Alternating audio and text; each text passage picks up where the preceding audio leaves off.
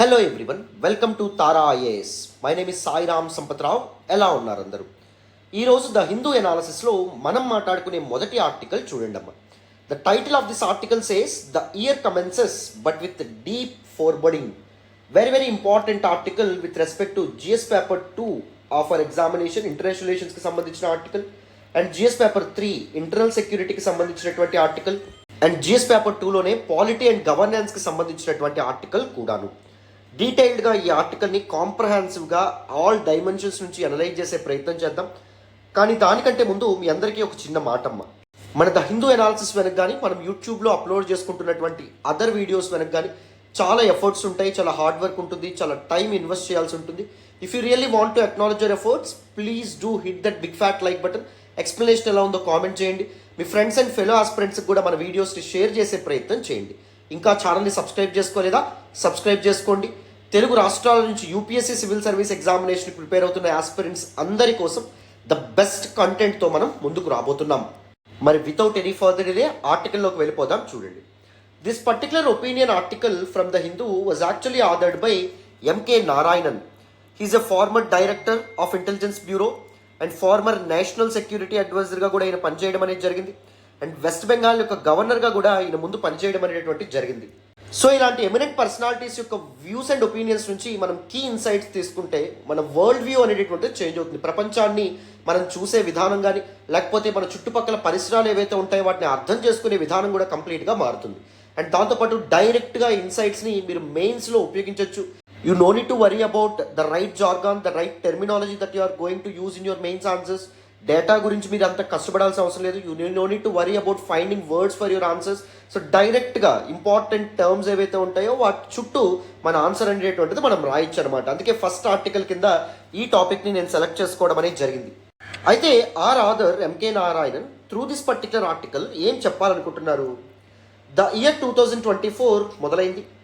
And this particular year ఏదైతే ఉంటుందో it is posing some important concerns or issues or problems, and it's also posing some important danger bells as well. So వాటి గురించి చెప్పడం అనేటువంటిది జరిగిందనమాట. 2024 ప్రపంచము and మన భారతదేశం చాలా ప్రాబ్లమ్స్ని ఎదుర్కొనుంది. అండ్ సక్సెస్ఫుల్గా ఈ ప్రాబ్లమ్స్ని ట్యాకిల్ చేయకపోతే ప్రపంచం ఒక డిస్ట్రక్షన్ని చూసే అవకాశం కూడా ఉంటుంది. అండ్ అన్ఫేవరబుల్ కండిషన్స్ ఏవైతే ఉంటాయో వాటిని ఫేస్ చేసే అవకాశం ఉంటుందని చెప్పి ఎంకే నారాయణన్ చెప్తున్నారు. సో ఈయన 2 ఎరెనాస్లో, వన్ ఈజ్ జియో పొలిటికల్ ఎరెనాలో ప్రాబ్లమ్స్ అనేటటువంటి ఉన్నాయి, చాలా ఇష్యూస్ అనేటటువంటి ఉన్నాయని చెప్పి వాటి గురించి మాట్లాడుతున్నారు. అండ్ దాంతోపాటు ఇండియా యొక్క ప్రాబ్లమ్స్ గురించి కూడా ఆయన డిస్కస్ చేయడం అనేది జరిగింది.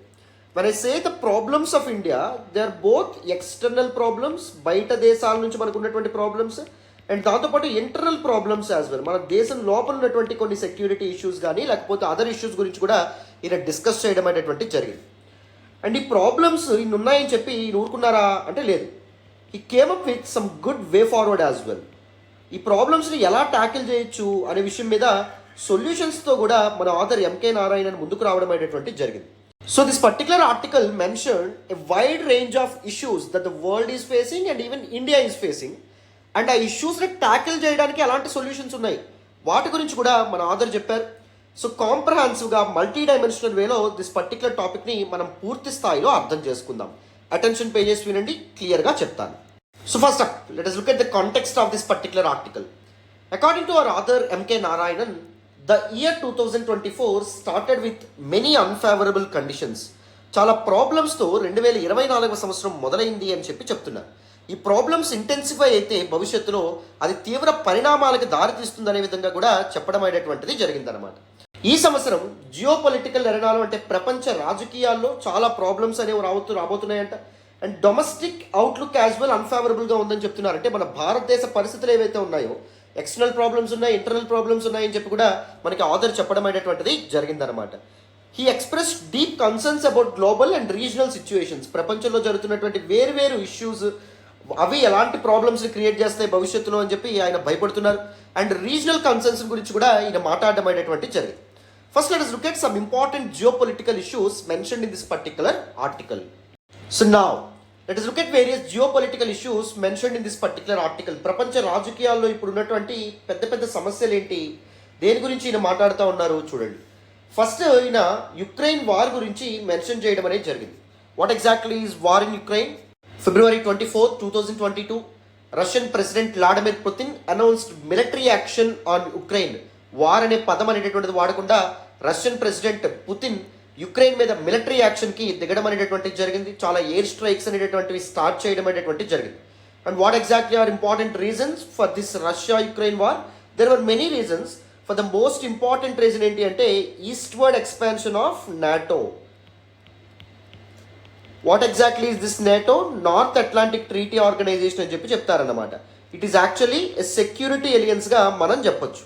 అంటే when enemy attacks any NATO member, నాటోలో ఉన్నటువంటి ఏ మెంబర్ మీదైనా ఒక శత్రువు అటాక్ చేస్తే నాటోలో ఉన్నటువంటి సభ్యులందరూ కలిపి ఆ దేశం మీద అటాక్ చేయడం అనేటువంటి జరుగుతుంది. కోల్డ్ వార్ సమయంలో డివైజ్ చేసినటువంటి ఒక ఇంపార్టెంట్ ఆర్గనైజేషన్గా మనం చెప్పొచ్చు, ఒక సెక్యూరిటీ ఎలియన్స్గా మనం చెప్పొచ్చు. ఏంటి సార్ ఈ కోల్డ్ వార్? నేను చాలాసార్లు చెప్తా ఉంటాను మన క్లాసెస్లో. 1945 1945లో ఎప్పుడైతే రెండవ ప్రపంచ యుద్ధం అనేటువంటిది ఎండ్ అవ్వడం అనేది జరిగిందో, వరల్డ్ బైపోలార్ అవ్వడం అనేటువంటిది జరిగింది.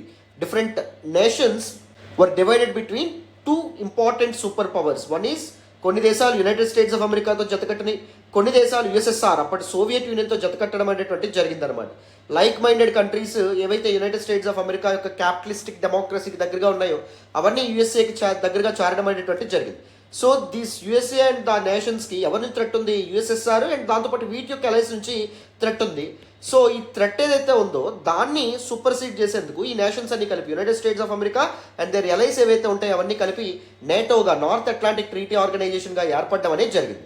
మరి United States of America and its alliance నేటోగా ఏర్పడితే యుఎస్ఎస్ఆర్ అండ్ ఇట్స్ అలైన్స్ ఏవైతే ఉంటాయో Warsaw Pact, treaty of friendship అనేటువంటి సైన్ చేయడం అనేది జరిగింది. ఇది కూడా ఒక సెక్యూరిటీ అలయన్స్గా చెప్తాం. అంటే యుఎస్ఎస్ఆర్ కానీ తన యొక్క అలైన్స్ ఏవైతే ఉంటాయో వాళ్ళు ఒక్కరి మీద అటాక్ చేసినా అన్ని దేశాలు కలిపి ఎవరైతే అటాక్ చేశారో వాళ్ళ మీద తిరిగి అటాక్ చేయడం అనేది జరుగుతుంది, రిటాలియేట్ చేయడం అనేది జరుగుతుంది. చిన్నప్పుడు మనకి గ్యాంగ్స్, గ్రూప్స్ అనేటువంటివి ఉండేవి స్కూల్స్లో కానీ కాలేజెస్లో కానీ.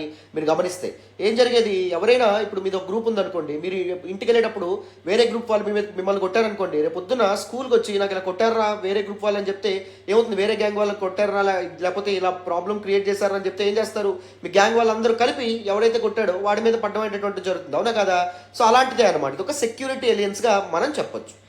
అయితే 1991లో 1991లో యుఎస్ఎస్ఆర్ అనేటటువంటిది కొలాప్స్ అవ్వడం అనేది జరిగింది. Soviet Union was divide into 15 sovereign nations. 15 దేశాలుగా కోల్డ్ వార్ ఎండింగ్లో కోల్డ్ వార్ ఎప్పుడైతే ఎండ్ అయిందో అప్పుడు విడిపోవడం అనేది జరిగింది. అక్కడ నుంచి యునైటెడ్ స్టేట్స్ ఆఫ్ అమెరికా ఒక హెజ్మోన్గా, ఒక సూపర్ పవర్గా మారడం అనేది జరిగింది.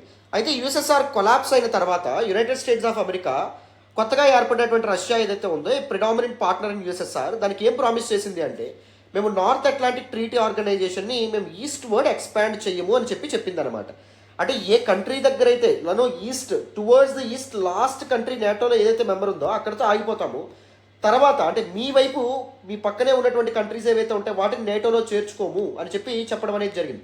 ఎందుకు ఒకవేళ నేటో ఈస్ట్వర్డ్గా ఎక్స్పాండ్ అయింది అనుకోండి, ఇటువైపు వచ్చిందనుకోండి, రష్యా పక్కనే ఉన్నటువంటి బెలారస్ కానీ లేకపోతే యుక్రెయిన్ కానీ లేకపోతే దగ్గరలో ఉన్నటువంటి రొమానియా కానీ ఈ ప్రాంతాలని నేటో చేర్చుకుంది అనుకోండి దేశాలని, అది రష్యా యొక్క సెక్యూరిటీకి చాలా చాలా పెద్ద థ్రెట్గా చెప్పొచ్చు. అవునా కదా? ఎందుకంటే ఒక ఐడియాలజికల్ ఎనిమిని తెచ్చుకొని నీ పక్కనే పెట్టుకుంటే అది ఎంత ప్రాబ్లం ఉంటుంది రష్యాకి, ప్రాబ్లం. సో అందుకే రష్యా పదే సార్లు దో నేటో ఈస్ట్వర్డ్గా ఎక్స్పాండ్ అవుతున్నప్పటికీ, దో ప్రామిస్ చేసింది United States of America and its aligns promise చేశారు, కానీ 1991 నుంచి ఇప్పటి వరకు చాలా మందిని ఏం చేశారు, టువర్డ్స్ ఈస్ట్ చాలా మందిని నేటోలో చేర్చుకోవడం అనేది జరిగింది. రష్యా ఎప్పటికప్పుడు మీరు చేస్తుంది తప్పు, మీరు చేస్తుంది కరెక్ట్ కాదు, మా యొక్క సెక్యూరిటీకి భంగం కలుగుతుంది, ప్రాబ్లం కలుగుతుంది అని చెప్పింది. త్రూ కోయర్షన్ అగ్రెసివ్గా చెప్పడం అనేటువంటి జరిగింది. డిప్లొమాటిక్ ఛానల్స్ కూడా వాడటం అనేటువంటి జరిగింది. బట్ నేటో ఊరుకోవడం అనేటువంటి జరగలేదు. రష్యాకి దగ్గరగా ఉన్నటువంటి కంట్రీస్ ఏవైతే ఉంటాయో వాటిని తనలో కలుపుకుంటూ ఈస్ట్వర్డ్గా ఎక్స్పాండ్ అవుతూ ఉంటుందన్నమాట. ఎప్పుడైతే రష్యాతో కల్చరల్ టైస్ షేర్ చేసుకుంటున్నటువంటి యుక్రెయిన్ ఏదైతే ఉందో, యుక్రెయిన్ కూడా నాటోలో చేరాలనుకుంటుంది అనేటటువంటి ఇన్ఫర్మేషన్ రష్యాకి వచ్చిందో, రష్యా 2014లో యుక్రెయిన్లో భాగమైనటువంటి క్రిమియా ఏదైతే ఉంటుందో, this peninsula in Black Sea, దీన్ని ఆక్రమించుకోవడం అనేటువంటి జరిగింది. And finally in the year 2022లో రష్యా మిలిటరీ యాక్షన్కి పాల్పడడం అనేది జరిగింది. ఎప్పుడైతే రష్యాకి యుక్రెయిన్కి మధ్య ఈ వార్ అనేటువంటిది స్టార్ట్ అయిందో, there was huge loss of men and material. చాలా మంది ప్రాణాలు కోల్పోయారు, చాలా ఆస్తి నష్టం జరగడం అనేటువంటి జరిగింది. అండ్ బోత్ ద కంట్రీస్ అసలు ఎక్కడా తగ్గట్లేదు. రష్యా తన యొక్క హ్యూజ్ ఆర్మ్ పవర్ ఏదైతే ఉంటుందో దాంతో విరుచుకుపడుతుంది. అండ్ దాంతోపాటు యుక్రెయిన్ ఏదైతే ఉందో, యుక్రెయిన్కి ఎవరు హెల్ప్ చేస్తున్నారు? వెస్ట్, నాటో ఎలైజ్ ఎవరైతే ఉంటారో వాళ్ళు హెల్ప్ చేయడం అనేటువంటి జరుగుతుంది. ఫ్రాన్స్ కానీ, లేకపోతే అమెరికా కానీ, యూకే కానీ, ఇవన్నీ యుక్రెయిన్కి ఆర్మ్స్ లేకపోతే కావాల్సినటువంటి సప్లైస్ ఇవన్నీ అందించడం అనేటటువంటి జరుగుతుంది. ఎవరికెవరూ తగ్గట్లా.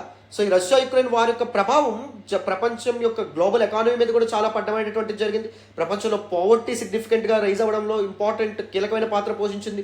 రెఫ్యూజీ క్రైసిస్ అనేటటువంటిది మొదలైంది. యుక్రెయిన్ నుంచి చాలా మంది పీపుల్ ఎవరైతే ఉన్నారో వేరే ప్రాంతాలకి తరలి వెళ్లాల్సినటువంటి పరిస్థితి ఏర్పడింది. There is complete absence of piece and stability in eastern Europe. Eastern Europe ప్రాంతంలో పీస్ అండ్ స్టెబిలిటీ కంప్లీట్గా దానికి భంగం కలగడం అనేటువంటిది జరిగిందనమాట. అయితే ఇప్పుడు రష్యా యుక్రెయిన్ వార్ ఏదైతే ఉందో ఎండవకపోగా ఏం చెప్తున్నారంటే మన అదర్ కొత్త న్యూ స్టేజ్లోకి ఎంటర్ అవ్వబోతుంది. ఈ న్యూ స్టేజ్లో ఒకవేళ రెండు పార్ట్నర్స్ ఏవైతే ఉన్నాయో అంటే టూ ప్లేయర్స్ రష్యా కానీ యుక్రెయిన్ కానీ వాళ్ళకు ఉన్నటువంటి ఆర్సెనల్ని లేకపోతే అడ్వాన్స్డ్ వెపన్స్ని కానీ వాడితే అది ఇంకా ఇబ్బందికరమైన వాతావరణాన్ని కలగజేస్తుంది. ఎంతోమంది ఇంకా ప్రాణాలు కోల్పోవడం అనేటువంటి జరుగుతుంది. ఎంతో ఆస్తి నష్టం కూడా జరగడం అనేది జరుగుతుంది. అండ్ గ్లోబల్ ఎకానమీ మీద కూడా సివియర్ ఇంపాక్ట్ పడడం అనేది జరుగుతుంది. అండ్ దాంతోపాటు రెండు కంట్రీస్ కూడా న్యూక్లియర్ ఆర్మ్స్ కూడా యాక్సెస్ అనేది ఉంది. Russia was actually a traditional nuclear power, మీ అందరికీ తెలుసు. యుక్రెయిన్ దగ్గర న్యూక్లియర్ పవర్ అనేటువంటిది లేకపోయినప్పటికీ, న్యూక్లియర్ ఆర్మ్స్ లేకపోయినప్పటికీ with the help of the West, United States of America కానీ, ఫ్రాన్స్ కానీ, యూకే కానీ హెల్ప్ చేస్తే, ఇజ్రాయిల్ కానీ హెల్ప్ చేస్తే ఏం జరుగుతుంది?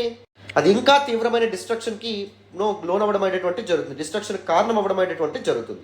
సో ఇది ఒక ఇంపార్టెంట్ జియో పొలిటికల్ ఇష్యూ అని చెప్పి మన ఆధార్ చెప్తున్నారు. అండ్ వెస్ట్ ఏషియాలో కూడా చాలా ప్రాబ్లమ్స్ అనేటువంటివి స్టార్ట్ అయినాయి. For example last year start అయినటువంటి ఇజ్రాయిల్ పాలస్తీన్ కాన్ఫ్లిక్ట్ ఏదైతే ఉందో గత సంవత్సరం అక్టోబర్లో మొదలవ్వడం అనేది జరిగింది. అండ్ దాని యొక్క impact other regions, other countries in West Asian రీజియన్ల మీద కూడా పడ్డం అనేది జరిగింది. ఫర్ ఎగ్జాంపుల్ యమన్ క్రైసిస్ ఏదైతే ఉందో అది కూడా విపరీతంగా ఇంటెన్సిఫై అవ్వడం అనేది జరిగింది. యమన్లో ఉండేటటువంటి హౌదీ రెబల్స్ ఎవరైతే ఉంటారో వాళ్ళు ఏం చేస్తున్నారు? ప్రో ఇజ్రాయిలీ కంట్రీస్, ఇజ్రాయిల్ యొక్క ఎలైస్కి చెందినటువంటి షిప్స్ ఏవైతే ఉంటాయో వాటి మీద ఎయిర్ స్ట్రైక్స్కి పాల్పడడం అనేది జరుగుతుంది. రైట్, ఎవరికి సపోర్ట్ చేస్తున్నారు? హౌదీస్. అక్కడ పాలస్తీనియన్స్ ఎవరైతే ఉన్నారో వాళ్ళకి సపోర్ట్ చేస్తున్నారు. అండ్ యమన్కి ఎవరు సపోర్ట్ అందిస్తున్నారు? ఇరాన్ సపోర్ట్ ఇస్తుంది. యమన్లో ఉన్నటువంటి హౌదీస్కి ఎవరు ఇస్తున్నారు? ఇరాన్ ఇస్తుంది. ఎందుకంటే ఇరాన్ కూడా షియైట్ ముస్లిమ్స్ మెజారిటీ కాబట్టి, అండ్ యమన్లో కూడా హౌదీస్ ఎవరైతే ఉన్నారో వాళ్ళు కూడా షియా ముస్లిమ్స్ కాబట్టి ఇది చేయడం అనేది జరుగుతుంది. అండ్ ఇరాన్ కూడా చాలా ప్రాబ్లమ్స్ కలగజేయడం అనేది జరుగుతుంది. పాకిస్తాన్ మీద ఎయిర్ స్ట్రైక్స్ చేయడం అనేది జరుగుతుంది. ఇరాక్ మీద విరుచుకుపడడం అనేటువంటి జరుగుతుంది. అండ్ దాంతోపాటు ఒకవేళ ఈ పర్టికులర్ వెస్ట్ ఏషియన్ కాన్ఫ్లిక్ట్ తీవ్రతరం అయితే ట్రెడిషనల్గా ఇరాన్ యొక్క ఇంపార్టెంట్ ఎనిమీ ఎవరైతే ఉన్నారో, రీజనల్ కౌంటర్ పార్ట్ ఎవరున్నారు? Saudi Arabia. సౌదీ అరేబియాకి ఇరాన్కి కూడా ఒకవేళ కాన్ఫ్లిక్ట్ మొదలైంది అనుకోండి, అది ఇంకా ఘోరమైన పరిస్థితుల్లోకి ప్రపంచాన్ని నెడుతుంది అని చెప్పి మనకి ఆథర్ చెప్పడం అనేది జరిగిందనమాట. And problems in Indo Pacific region as well. This Indo Pacific రీజియన్లో ఏం జరగడం అనేది జరుగుతుంది? చైనా ఏదైతే ఉంటుందో తీవ్రమైనటువంటి అసెషన్కి పాల్పడడం అనేది జరుగుతుంది. China is trying to get control over lot many resources in Indo Pacific region. And దాంతోపాటు ఇండో పసిఫిక్ రీజియన్లోనే చాలా ప్రాబ్లమ్స్ ఉన్నాయి. For example South China Sea dispute ఏదైతే ఉంటుందో, సౌత్ చైనా సీ డిస్ప్యూట్ చైనాకి అండ్ దాంతోపాటు అదర్ ఈస్ట్ ఏషియన్ నేషన్స్కి మధ్య ఉండడం అనేటువంటి జరిగింది. దీని మీద నేను సెపరేట్ ఎక్స్ప్లెయిన్ వీడియో కూడా చేస్తాను, ఓకేనా? సౌత్ చైనా సీలో మెజారిటీ పార్ట్ నాది అని చెప్పి చైనా అండమైనటువంటి జరుగుతుంది అనమాట. దానివల్ల కాన్ఫ్లిక్ట్ అనేటటువంటిది స్టార్ట్ అయింది. అండ్ దాంతోపాటు మనకి చైనా తైవాన్ ఇష్యూ ఏదైతే ఉంటుందో అది కూడా ఒక ఇంపార్టెంట్ ఇష్యూ. సో చైనా ఏమంటుంది? As part of it's one China policy, Taiwan మాది, మాలో భాగం అని చెప్పి అంటుంది అనమాట. తైవాన్ ఇస్ గవర్నమెంట్ దానికి ఒప్పుకోవట్లేదు. Taiwan is independent and sovereign అని చెప్పి తైవాన్ అనడం అనేది జరుగుతుంది. అండ్ దాంతోపాటు చైనాకి అండ్ హాంకాంగ్కి మధ్య ఇబ్బందికరమైనటువంటి వాతావరణం ఉంది. సేమ్ చైనా యొక్క వన్ చైనా పాలసీలో భాగంగా హాంకాంగ్ కూడా నాది అని చెప్పి చైనా అండమైనటువంటి జరుగుతుంది. అండ్ తైవాన్కి అండ్ హాంకాంగ్కి వీటి పక్షాన ద వెస్ట్, చైనా యొక్క కౌంటర్ పార్ట్, ముఖ్యంగా United States of America and the western players అనేటువంటి వాళ్ళు ఉంటున్నారన్నమాట. అర్థమైందా? సో వీటి కారణంగా చాలా ఇష్యూస్ అనేటువంటివి, చాలా ఇబ్బందికరమైన పరిస్థితులు అనేవి ఇండో పసిఫిక్ రీజియన్లో కూడా స్టార్ట్ అయినాయి. అండ్ దాంతోపాటు strategic contestation between US and China as well. China and US మధ్య ఒక కొత్త కోల్డ్ వార్ లాంటి వాతావరణం మొదలైంది. సో ఇప్పుడు ప్రెజెంట్ హెజ్మోన్ ఎవరు? డామినెంట్ పవర్ ఎవరు? United States of America. US హెజ్మోనీని ఛాలెంజ్ చేస్తున్నటువంటి కంట్రీ ఏంటి ఇప్పుడు? చైనా అనేటటువంటిది ఇప్పుడు ఛాలెంజ్ చేస్తుంది. సో రెండు కంట్రీస్ స్ట్రాటజికల్గా ఒకదాంతో ఒకటి ఎగనెస్ట్గా ఉండడం అనేది జరిగింది. అంటే యునైటెడ్ స్టేట్స్ ఆఫ్ అమెరికా యొక్క ఎలైస్తో, for example India United States of America యొక్క ఎలా ఇంపార్టెంట్ ఎలా ఇప్పుడు సో ఇండియాతో చైనా ఏం చేస్తుంది, గొడవ పడ్డం అనేటువంటి జరుగుతుంది. అండ్ చైనా యొక్క ఎలైస్ ఏవైతే ఉంటాయో, ఫర్ ఎగ్జాంపుల్ రష్యా చైనా యొక్క ఇంపార్టెంట్ అలై, దాంతో యునైటెడ్ స్టేట్స్ ఆఫ్ అమెరికా ఏదైతే ఉందో అది కాన్ఫ్లిక్ట్లో ఉండడం అనేటువంటి జరిగింది. So these are some important problems. వీటన్నింటి వల్ల లాస్ట్కి ఏం జరగడం అనేది జరుగుతుంది. ఒక ఆఫ్రికన్ సేయింగ్ ఉంటుంది, when 2 elephants fight ultimately the grass that should suffer అని చెప్పి. అంటే 2 పెద్ద దేశాలు, 2 గ్లోబల్ పవర్స్ కొట్టుకుంటే, 2 గ్లోబల్ పవర్స్ ఒకదాంతో ఒకటి గొడవ పడితే చివరికి ఏం జరుగుతుంది, సామాన్యమైన ప్రజలు కానీ లేకపోతే చిన్న చిన్న కంట్రీస్ కానీ ఇవి నష్టపోయేటటువంటి అవకాశం ఉంటుంది. వాటి యొక్క ఎకానమీస్, వాటి యొక్క ఆర్థిక వ్యవస్థల మీద కూడా సివియర్ ఇంపాక్ట్ అయ్యేటటువంటిది కలగజేసే అవకాశం ఉంటుంది అనమాట. So these geo political issues ఏవైతే ఉంటాయో అవి వీలైనంత త్వరగా సాల్వ్ అవ్వాలి త్రూ డిప్లొమసీ, డైలాగ్ అనే విధంగా మనకి ఆథర్ చెప్పడం అనేది జరిగింది. ఇప్పుడు ఇండియా యొక్క ప్రాబ్లమ్స్ గురించి మన ఆథర్ ఎంకే నారాయణన్ ఏం చెప్పారో చూడండి. సో మరి ఇప్పుడు ఇండియా యొక్క సమస్యలు ఏంటంటే ఏం చెప్పారు, both external and internal problems అనేటటువంటి ఇండియా ఫేస్ చేయాల్సి వస్తుంది 2022లో అని చెప్తున్నారు. ఫస్ట్ ఇంపార్టెంట్ ఎక్స్టర్నల్ ప్రాబ్లం ఏంటి అంటే India China border tensions. India China border conflict అనేటటువంటిది 2019లో స్టార్ట్ అవ్వడం అనేది జరిగింది. మీ అందరికీ తెలిసినటువంటి విషయం. ఇండియాలో ఉన్నటువంటి మన లడాక్ యూనియన్ టెరిటరీలో భాగంగా మనం భావిస్తున్నటువంటి అక్సాయ్ చిన్ ప్రాంతం ఏదైతే ఉందో దాని మొత్తాన్ని చైనా క్లెయిమ్ చేస్తుంది. అండ్ దాంతోపాటు ఎంటైర్ అరుణాచల్ ప్రదేశ్ కూడా నాది, Tibet autonomous reason of China, దానిలో భాగం అరుణాచల్ ప్రదేశ్ అని చెప్పి చైనా చెప్పడంతో పాటు బార్డర్స్లో మనది అనుకుంటున్నటువంటి ప్రాంతాల్లో చాలా విలేజెస్ని, ఇన్ఫ్రాస్ట్రక్చర్ని, వీటన్నిటిని కూడా బిల్డ్ చేయడం అనేది జరుగుతుంది. అండ్ పీపుల్స్ లిబరేషన్ ఆర్మీ ఏదైతే ఉంటుందో చైనీస్ ఆర్మీ దాన్ని మోడర్నైజ్ చేస్తుంది, మోడర్న్ వెపన్స్ ఇవన్నీ అందిస్తూ వాటిని మోహరించేటట్టు చేయడం అనేటువంటి జరుగుతుంది. అయితే ఇండియా చైనా బార్డర్ కాన్ఫ్లిక్ట్ 2019 నుంచి ఇప్పటి వరకు ఏమైనా కొలిక్కి వచ్చిందా, ఏమైనా సాల్వ్ అయిందా అంటే సాల్వ్ అవ్వట్లా. అఫ్కోర్స్ టాక్స్ జరుగుతున్నాయి, ఇరు పక్షాల నుంచి మాట్లాడేటటువంటి జరుగుతున్నాయి, చర్చలు అనేటువంటి జరుగుతున్నాయి. కానీ టెన్షన్స్ ఏవైతే ఉంటాయో అవి రిజాల్వ్ అయినాయి. ఆ బార్డర్ టెన్షన్స్, బార్డర్ కాన్ఫ్లిక్ట్స్ లేవు.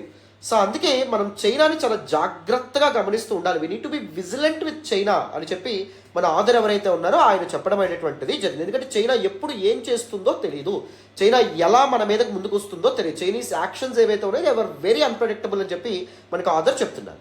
అండ్ దాంతోపాటు China is creating problems in neighbourhood as well. మన పక్కనే ఉన్నటువంటి దేశాలు ఏవైతే ఉంటాయి, సరిహద్దు పంచుకున్నటువంటి దేశాలతో కూడా మనకి ప్రాబ్లమ్స్ అనేటటువంటివి ఉన్నాయి. ఫర్ ఎగ్జాంపుల్ మనకి ట్రెడిషనల్ ఎల్ఐ అయినటువంటి భూటాన్ ఏదైతే ఉందో, మన ఫ్రెండ్ అయినటువంటి భూటాన్ యొక్క రాజకీయాల్లో చైనా ఇంటర్వ్యూన్ అయ్యే ప్రయత్నం చేయడం అనేది జరుగుతుంది. భూటాన్కి దగ్గర అయ్యేటటువంటి ప్రయత్నం చైనా చేయడం అనేటువంటిది జరుగుతుంది. China literally wants to encircle India. మన చుట్టూ ఉన్నటువంటి దేశాలు అన్నింటినీ తన బాటలోకి, తన దారిలోకి తెచ్చుకోవాలని చెప్పి చైనా భావిస్తుంది అనమాట. Using its deep pockets, using its cheque book diplomacy. అంటే వాటిలో ఇన్వెస్ట్మెంట్స్ చేసి కానీ, ఆ కంట్రీస్ గ్రాంట్స్ ఇచ్చి కానీ, డబ్బు ఇచ్చి కానీ చైనా వాటిని చేసే ప్రయత్నం చేస్తుంది, దగ్గరికి లాక్కునే ప్రయత్నం చేస్తుంది అనమాట.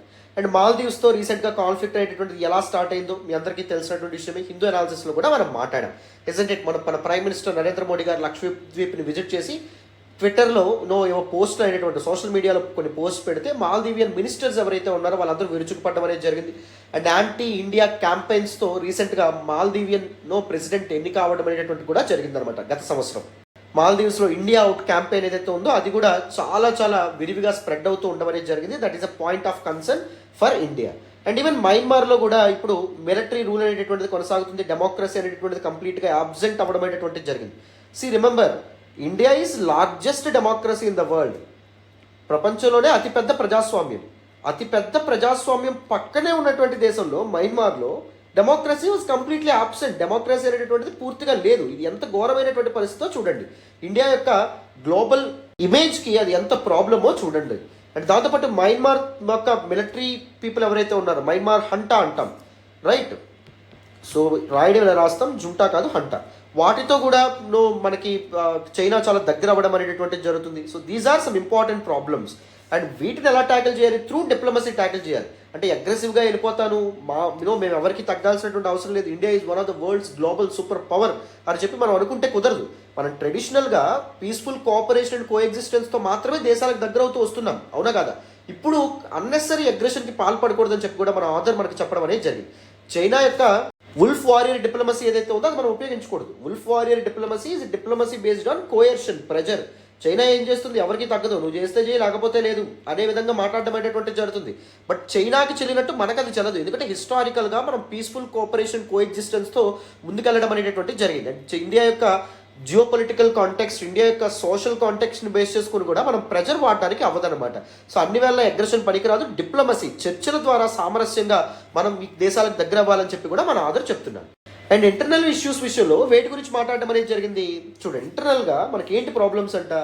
2024 ఎలక్షన్ ఇయర్, ఎన్నికలు జరగనున్నాయి, అవునా కదా. వేరు వేరు రాష్ట్రాల్లో ఎన్నికలు జరుగుతున్నాయి అండ్ దాంతోపాటు లోక్సభ ఎన్నికలు కూడా జరగబోతున్నాయి.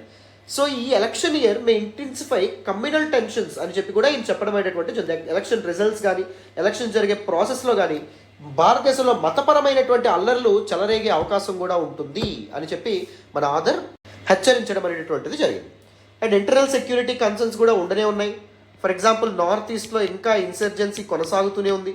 అండ్ దాంతోపాటు రీసెంట్గా మణిపూర్ లాంటి ఏరియాస్లో మనం చాలా వైలెన్స్ అనేటువంటిది కూడా చూడడం అనేది జరిగింది. నాగాలాండ్లోనూ ప్రాబ్లమ్స్ మొదలైన మిజోరాం అండ్ అస్సాంలో కూడా ప్రాబ్లమ్స్ అనేటువంటి విపరీతంగా మొదలవ్వడం అనేది జరిగింది. మరి వీటన్నిటిని ట్యాకిల్ చేయడానికి మనకు ఒక ఇంటర్నల్ సెక్యూరిటీ పాలసీ మారుతున్న పరిస్థితులు తగినట్టుగా ఒక కొత్త పాలసీ ఆర్ స్ట్రాటజీని తీసుకురావడం ఇంపార్టెంట్ అనే విధంగా మన ఆధార్ మనకి చెప్పడం అనేది జరిగింది.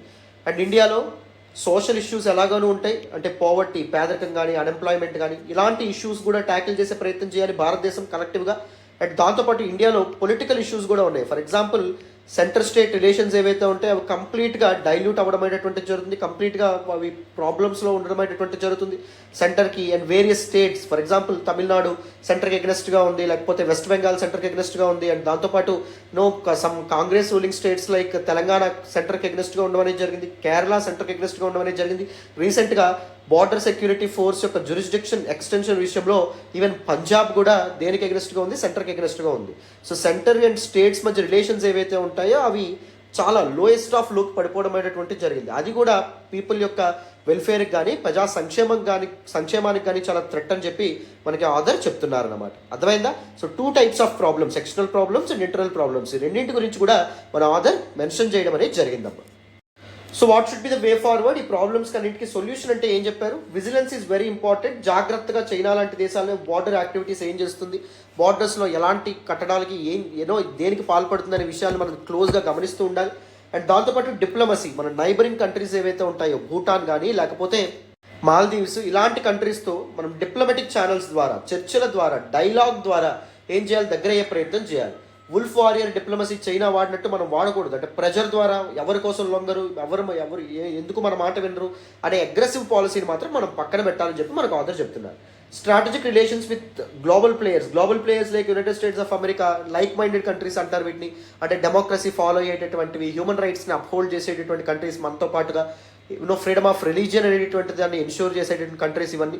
యునైటెడ్ స్టేట్స్ ఆఫ్ అమెరికా కానీ, ఫ్రాన్స్ కానీ, యూకే కానీ, ఆస్ట్రేలియా కానీ, జపాన్ కానీ ఇలాంటి గ్లోబల్ ప్లేయర్స్తో మనం దగ్గర అయ్యే ప్రయత్నం చేయాలి. అండ్ మన నైబర్స్ ఎవరైతే ఉంటారో మన నైబర్స్తో కూడా మనం సత్సంబంధాలు అనేటువంటివి ఏర్పాటు చేసుకోవాలి. అండ్ ఇంటర్నల్ హార్మోనీని కూడా ఇన్ష్యూర్ చేయడం చాలా చాలా ఇంపార్టెంట్. కమ్యూనల్ రయాట్స్ కానీ కమ్యూనల్ టెన్షన్స్ కానీ ఫ్యూచర్లో రైజ్ అవ్వకుండా కీలకమైనటువంటి జాగ్రత్తలు తీసుకోవాలి. అండ్ దాంతోపాటు ఇన్సర్జెంట్ యాక్టివిటీస్ ఏవైతే ఉంటాయో వాటిని కూడా అడ్రస్ చేసే విధంగా ఒక పాలసీతో, ఇంటర్నల్ సెక్యూరిటీ పాలసీ లాంటి పాలసీస్తో ముందుకు రావాలి. అండ్ పార్లమెంటరీ ఫంక్షనింగ్ ఏదైతే ఉంటుందో అది కూడా పర్ఫెక్ట్గా జరగాలి. It is the supreme deliberative body in India, it is supreme law making body in India parliament.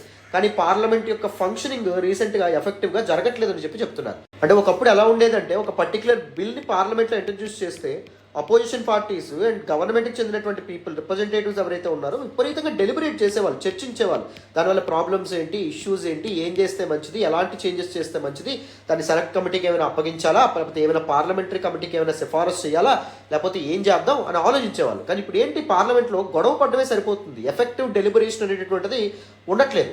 So very productive parliament time ఏదైతే ఉంటుందో దాన్ని కంప్లీట్గా మన రాజకీయ నాయకులు వేస్ట్ చేస్తున్నారు. సో పార్లమెంట్ అనేటువంటిది ఎఫెక్టివ్గా ఫంక్షన్ అవ్వడం మన దేశ ప్రజల శ్రేయస్సుకు చాలా ఇంపార్టెంట్ అనే విధంగా మనకి ఆధార్ చెప్పడం అనేటువంటి జరిగింది. అండ్ గ్లోబల్ పర్స్పెక్టివ్, మన గ్లోబల్ ఇమేజ్ ఏదైతే ఉంటుందో దాన్ని కూడా మనం కాపాడుకోగలగాలి. ఎలా కాపాడుకోవాలని చెప్తున్నారు అంటే ఇంటర్నల్ ఇష్యూస్ ఏవైతే ఉంటే వాటిని ట్యాకిల్ చేయడం ద్వారా. మనం చాలా అద్భుతంగా చెప్తాం India is a secular nation అని. రదర్ దాన్ పాకిస్తాన్ లాంటి థియోక్రటిక్ నేషన్స్ పక్కన భారతదేశం అనేటటువంటిది ఒక సెక్యులర్ ఐడియల్స్తో ముందుకెళ్ళిందని చెప్పి మనం గర్వంగా చెప్తాం. డెమోక్రసీ, లార్జెస్ట్ డెమోక్రసీ అని చెప్పి we boast ourselves as largest democracy, ప్రపంచంలో అతిపెద్ద ప్రజాస్వామ్యం అని చెప్తాం. రీసెంట్గా G20 సమావేశంలో G20 సమిట్ మన ఢిల్లీలో జరిగింది. దానిలో ఏకంగా మదర్ ఆఫ్ డెమోక్రసీ అని కూడా మనం పిలుచుకోవడం అనేటువంటి జరిగింది. We talk about human rights, మనం మానవ హక్కులకి ఎంత పెద్దపీట వేస్తామని చెప్పి కూడా మనం బయట చెప్పుకోవడం అనేటువంటి జరుగుతుంది. పీస్ఫుల్ కోఆపరేషన్ కో ఎగ్జిస్టెన్స్ గురించి కూడా మనం మాట్లాడడం అనేది జరుగుతుంది. కానీ రీసెంట్ డెవలప్మెంట్స్ ఏవైతే ఉంటే వాటికి వ్యతిరేకంగా ఉన్నాయి. ఇండియాలో డెమోక్రసీ అనేటువంటిది కంప్లీట్గా అండర్మైన్ అవ్వడం అనేది జరుగుతుంది. ఎందుకంటే యాక్టివిస్టుల మీద కానీ వీళ్ళందరి మీద ఊఆపా, అన్లాఫుల్ యాక్టివిటీస్ ప్రివెన్షన్ యాక్ట్ అనేటటువంటి చట్టాన్ని ఉపయోగించి, లేకపోతే సెడిషన్ యాక్ట్ ఏదైతే ఉందో అలాంటి చట్టాలు ఉపయోగించి ఏం చేస్తున్నారు, వాళ్ళని జైలు పాలు చేయడం అనేటువంటి జరుగుతుంది. వివిధ రకాలైనటువంటి పొలిటికల్ నెరేటివ్స్తో అపోజిషన్ యొక్క గొంతు నొక్కేటటువంటి ప్రయత్నాలు కూడా జరుగుతున్నాయి. జర్నలిస్టులు అండ్ దాంతోపాటు న్యూస్ పేపర్స్కి ఫ్రీడమ్ లేకుండా పోవడం అనేటువంటి జరుగుతుంది. అండ్ ఈవెన్ కాశ్మీర్ లాంటి ప్రాంతాల్లో హ్యూమన్ రైట్స్ వైలేషన్స్ కూడా పాల్పడడం అనేది జరుగుతుంది. ఆఫ్స్పా లాంటి చట్టాల ద్వారా, arm forces special powers act అనేటటువంటి చట్టాల ద్వారా ఆర్మ్ ఫోర్సెస్ నార్త్ ఈస్ట్లో కానీ, లేకపోతే మనకి very important place like Jammu and Kashmir, అక్కడ చాలా మానవ హక్కుల ఉల్లంఘనకి పాల్పడుతున్నారు అనేటువంటి ఆరోపణలు కూడా మనం ఎదుర్కోవడం అనేటువంటి జరుగుతుంది. మన సెక్యులర్ ఐడియల్స్ని, సెక్యులర్ ప్రిన్సిపల్స్ని దాటి మనం ఒక మతం మెజారిటేరియన్ రిలీజియన్కి సపోర్ట్ చేస్తుంది మన కంట్రీ అనేటువంటి విధంగా కూడా ప్రపంచంలో చాలా ఆరోపణలు అనేటువంటివి స్టార్ట్ అయినాయి. అండ్ దాంతోపాటు false news and fake information ఏదైతే ఉంటుందో అవి కూడా విపరీతంగా మన ఇండియాలోనే స్ప్రెడ్ అవుతుందని చెప్పి చాలా రిపోర్ట్స్, చాలా కథనాలు కూడా రావడం అనేటువంటిది జరుగుతుంది. మరి ఒకప్పటి మన గ్లోబల్ ఇమేజ్ ఏదైతే ఉందో, మనం క్రియేట్ చేసుకున్నటువంటి ఇమేజ్ మనం కాపాడుకోవాలంటే వీటన్నింటితో కూడా ట్యాకిల్ చేయడం, వీటన్నింటినీ అడ్రస్ చేయడం చాలా ఇంపార్టెంట్ అనే విధంగా మనకి ఆథర్ చెప్పారు. అర్థమైందా? కంప్లీట్గా డీటెయిల్డ్గా కాంప్రహెన్సివ్గా మీకు పూర్తి స్థాయిలో దిస్ పర్టికులర్ ఆర్టికల్ అర్థమైందని అనుకుంటున్నాను. నేను మెయిన్స్ పర్స్పెక్టివ్లో ప్రతిదాన్ని చెప్తున్నాను. Always you need to approach any subject, any topic in the mains perspective. మెయిన్స్లో క్వశ్చన్ ఏ విధంగా రావచ్చు, దాన్ని ఏ విధంగా ఆన్సర్ చేయాలి, ఈ పర్స్పెక్టివ్లో మాత్రమే చదివేటటువంటి ప్రయత్నం చేయండి. Mains examination is the main examination, it's a very important stage in UPSC civil service examination. మొదటి రోజు నుంచి మెయిన్స్ని దృష్టిలో పెట్టుకుని ఎవరైతే ప్రిపేర్ అవుతారో వాళ్ళకి తప్పకుండా కన్ఫామ్గా సక్సెస్ అనేటటువంటిది వస్తుంది. That is what have advised to many of my students, many of my students over these years of my experience. ఇన్ని సంవత్సరాల్లో ఎంతో మంది స్టూడెంట్స్కి నేను ఇదే మాట చెప్తాను, మెయిన్స్ని దృష్టిలో పెట్టుకుని చదవండి అని చెప్తాను. And that is the reason why many students were able to succeed in this game of UPSC. ఓకేనా? సో అది మాత్రం గుర్తుపెట్టుకోండి. మరి ఇప్పుడు without any further delay next article discuss చేద్దాం, వినాలమ్మ. ఈరోజు ద హిందూ ఎనాలిసిస్లో మనం మాట్లాడుకునే నెక్స్ట్ ఆర్టికల్ చూడండి. What are the Reserve Bank of India's guidelines on state guarantees? One of the most important articles with respect to GS paper 3. Economics సంబంధించినటువంటి article number. What exactly is the context behind this particular article? అసలు ఏం జరిగింది తెలుసుకోవాలంటే మీకు ముందు state guarantees అంటే అర్థం ఏంటో తెలియాలి, కాస్త బ్యాక్గ్రౌండ్ అనేది తెలియాలి. తెలిసిన తర్వాత మాత్రమే దిస్ పర్టికులర్ టాపిక్ అనేది అర్థమవుతుంది. I always emphasise on background and back story. Why? in order to make you understand a particular topic in a comprehensive manner, కూలంకషంగా అర్థమయ్యేటట్టు చెప్పడానికి. మరి స్టేట్ గ్యారంటీస్ అంటే అర్థం ఏంటి? The guarantees given by states, governments ఇచ్చేటటువంటి షూరిటీలని మనం స్టేట్ గ్యారంటీస్ పేరుతో పిలుస్తాం. Let me explain this with an example. For example Telangana state government గురించి మాట్లాడదాం.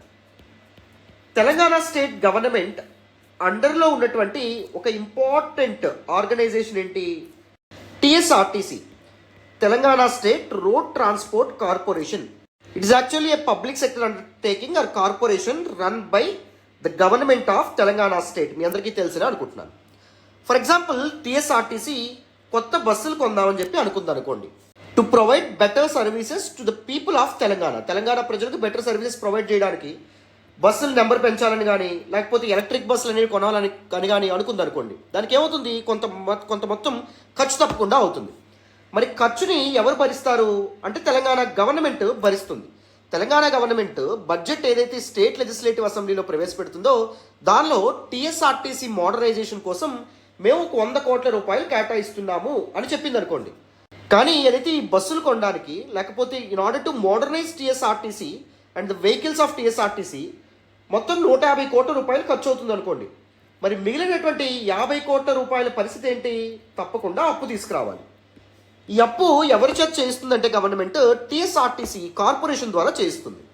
TSRTC will approach any commercial bank or financial institution and asks for 50 crore rupees as loan. అప్పు ఇవ్వండి అని చెప్పి అడుగుతుంది.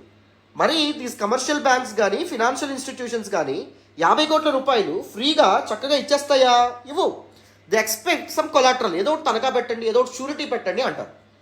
Then what happens? This TS government ఏదైతే ఉందో ఇది కావాల్సినటువంటి షూరిటీ ఏదైతే ఉంటుందో దాన్ని అందించడం అనేటటువంటి జరుగుతుందన్నమాట. What does the simply mean? ఒకవేళ ఫ్యూచర్లో టీఎస్ఆర్టీసీ నష్టాల్లో కూరుకుపోయి కానీ లేకపోతే ఫినాన్షియల్ హెల్త్ పాడై కానీ మీకు అప్పు తిరిగి కట్టలేనటువంటి పక్షంలో 50 కోట్ల రూపాయలు తిరిగి కట్టలేనటువంటి పక్షంలో నేను మీకు మీ అప్పును తీరుస్తాను, మీరు కంగారు పడక్కర్లేదు అని చెప్పి తెలంగాణ గవర్నమెంట్ గ్యారంటీ ఇస్తుందన్నమాట. సో గవర్నమెంట్ ఇస్తున్నటువంటి గ్యారంటీని ఏమంటాం? స్టేట్ గ్యారంటీ పేరుతో మనం పిలవడం అనేది జరుగుతుంది. ఇప్పుడు స్టేట్ గ్యారంటీ అంటే ఏంటో మీకు క్లియర్గా అర్థమైంది. మరి ఇప్పుడు మనకి కాంటెక్స్ట్ ఏంటో అర్థం చేసుకునే ప్రయత్నం చేద్దాం. ఈ పర్టికులర్ ఆర్టికల్ దేని గురించి మాట్లాడుతుందో చూద్దాం. ఇప్పుడు గవర్నమెంట్స్ గ్యారంటీస్ ఇస్తే these commercial banks are financial institutions ఫ్రీగా, ప్రభుత్వం అనేటటువంటిది ఫర్ ఎవర్ ఉండేటటువంటి ఇన్స్టిట్యూషన్ కాబట్టి పార్టీలు మారుతాయి కానీ ప్రభుత్వం కంటిన్యూగా ఉంటుంది. స్టేట్ గవర్నమెంట్ కొలాప్స్ అవ్వడం కానీ ఇవన్నీ జరుగుతాయా? జరగవు. సో గవర్నమెంట్ అనేటటువంటిది ఒక ఫర్ ఎవర్ ఎటర్నల్ ఎంటిటీ అనేటటువంటి పేరుతో పిలుస్తాం. సో గవర్నమెంట్ తిరిగి కట్టేస్తుందిలే ఇంట్రెస్ట్తో సహా అనే దీంతో టీఎస్ఆర్టీసీకి లోన్ ఇస్తారన్నమాట. సో ఈ స్టేట్ గ్యారంటీ స్కీమ్స్ ఏవైతే ఉంటాయో వీటిని ఉపయోగించుకొని వేరియస్ గవర్నమెంట్స్ ఏం చేస్తున్నాయి? వయబుల్ ప్రాజెక్ట్స్కి గ్యారంటీస్ ఇచ్చేస్తున్నాయి. నాన్ వయబుల్ ప్రాజెక్ట్స్ అంటే ఆ ప్రాజెక్ట్ ద్వారా లాభం వస్తుందా లేదా అని ఆలోచన చేయకుండా, అంటే ఆ పర్టికులర్ కార్పొరేషన్ లేదా పబ్లిక్ సెక్టర్ అండర్టేకింగ్ తిరిగి కట్టగలదా లేదా అని ఆలోచించకుండా ఏం చేస్తున్నాయి? గ్యారంటీ ఇచ్చేస్తున్నాయి. ఒక నోటు ఒక పత్రం రాయడంలో ఏముంది? ఒకవేళ కట్టకపోతే నెక్స్ట్ వచ్చే పొలిటికల్ పార్టీ మీద భారం అంతా పడడం అనేది జరుగుతుంది. వాళ్ళు చచ్చినట్టు కట్టాల్సిన పరిస్థితి ఏర్పడడం అనేది జరుగుతుంది కదా. వాళ్ళ ఫినాన్షియల్స్ బెటర్గా మేనేజ్ చేసుకోవాల్సిన పరిస్థితి ఏర్పడుతుంది తర్వాత. So in order to woo or attract public, what they are doing, they are getting into many state guarantee aspects. చాలా అప్పులు అనేటటువంటివి చేసేస్తున్నారు అనమాట. మరి ఇప్పుడు ఎకానమీ అనేటటువంటిది సక్సెస్ఫుల్గా కంటిన్యూ అయితే, లేకపోతే రాష్ట్రానికి కావాల్సినటువంటి నిధులు వస్తే, ఇన్కమ్ వస్తే అంత బెటరే, పర్లేదు, ప్రాబ్లమే ఉండదు. ట్యాక్స్ ఇన్కమ్ కానీ లేకపోతే అదర్ రెవెన్యూ రిసీట్స్ కానీ వస్తే గవర్నమెంట్కి ప్రాబ్లం ఏం లేదు. అడ్వర్స్ కండిషన్లో పరిస్థితి ఏంటి? కోవిడ్-19 లాంటి పరిస్థితి వచ్చిందనుకోండి, గవర్నమెంట్ తన యొక్క ఫండ్స్ అన్ని హెల్త్ మీద, హెల్త్ ఇన్ఫ్రాస్ట్రక్చర్ మీద ఖర్చు పెట్టాల్సినటువంటి పరిస్థితి వస్తుంది. మరి అలాంటి పరిస్థితుల్లో గవర్నమెంట్ తిరిగి అప్పు కట్టగలదా? ఈ అప్పు భారం అనేటటువంటిది గవర్నమెంట్ మీద పడిపోదా? అప్పుడు ప్రాబ్లం అవుతుంది కదా. ఒకవేళ గవర్నమెంట్ అప్పు తిరిగి కట్టలేనటువంటి పక్షంలో ఏం జరుగుతుంది? ఈ commercial banks and financial institutions యొక్క ఫినాన్షియల్ హెల్త్ మీద కూడా, ఫిజికల్ హెల్త్ మీద కూడా ఇంపాక్ట్ పడడం అనేటువంటిది జరుగుతుంది. వీళ్ళకి లోన్స్ ఏంటి? అసెట్స్. కానీ ఇక్కడ లోన్ ఏమవుతుంది? వాళ్ళకి ఒక ప్రాబ్లం కింద మారుతుంది ఒకవేళ గవర్నమెంట్స్ కట్టలేనటువంటి పక్షంలో. అవునా కదా? సో అందుకే ఇలా ఎలా పడితే అలాగా స్టేట్ గ్యారంటీస్ నడవకూడదు. గవర్నమెంట్స్ ఇది నిర్మిస్తామని చెప్పి ఆ కార్పొరేషన్ ద్వారా అప్పు చేయించి ఆ అప్పు నేను కడతాను లేని ఫ్యూచర్లో అని చెప్పి గ్యారంటీ ఇచ్చేస్తూ ఉంటే వీళ్ళందరూ అప్పులు విపరీతంగా చేస్తున్నాయి. కార్పొరేషన్స్ ఇవన్నీ గవర్నమెంట్స్ విపరీతంగా ఈ కార్పొరేషన్స్ని లేకపోతే పిఎస్యూస్ని మధ్యలో పెట్టుకుని అప్పులు చేస్తూ ఉన్నాయి. సో అలా చేయడం వల్ల భవిష్యత్తులో చాలా ప్రాబ్లం అనేది ఏర్పడుతుంది. పబ్లిక్ మీదే కాదు, గవర్నమెంట్ మీదే కాదు, దాంతోపాటు ఈ commercial banks and financial institutions యొక్క హెల్త్ మీద కూడా. సో అందుకే మేము కొన్ని గైడ్ లైన్స్తో ముందుకు వస్తున్నాం, కొన్ని రూల్స్ అండ్ రెస్ట్రిక్షన్స్, కొన్ని నియమ నిబంధనలు అనేవి పెడుతున్నాం రిగార్డింగ్ స్టేట్ గ్యారంటీస్. వీటిని తప్పకుండా ఫాలో అవ్వాలని చెప్పి ఆర్బీఐ చెప్పడం అనేది జరిగింది. January 16, 2024 రీసెంట్గా working group constituted by reserve bank of India ఏర్పాటు చేసినటువంటి ఒక వర్కింగ్ గ్రూప్ కొన్ని రికమెండేషన్స్తో ముందుకు రావడం అనేటువంటి జరిగింది with respect to issues related to state guarantees. అమ్మ క్లారిటీ వచ్చిందని అనుకుంటున్నాను. What exactly is the meaning of this word state guarantee అని.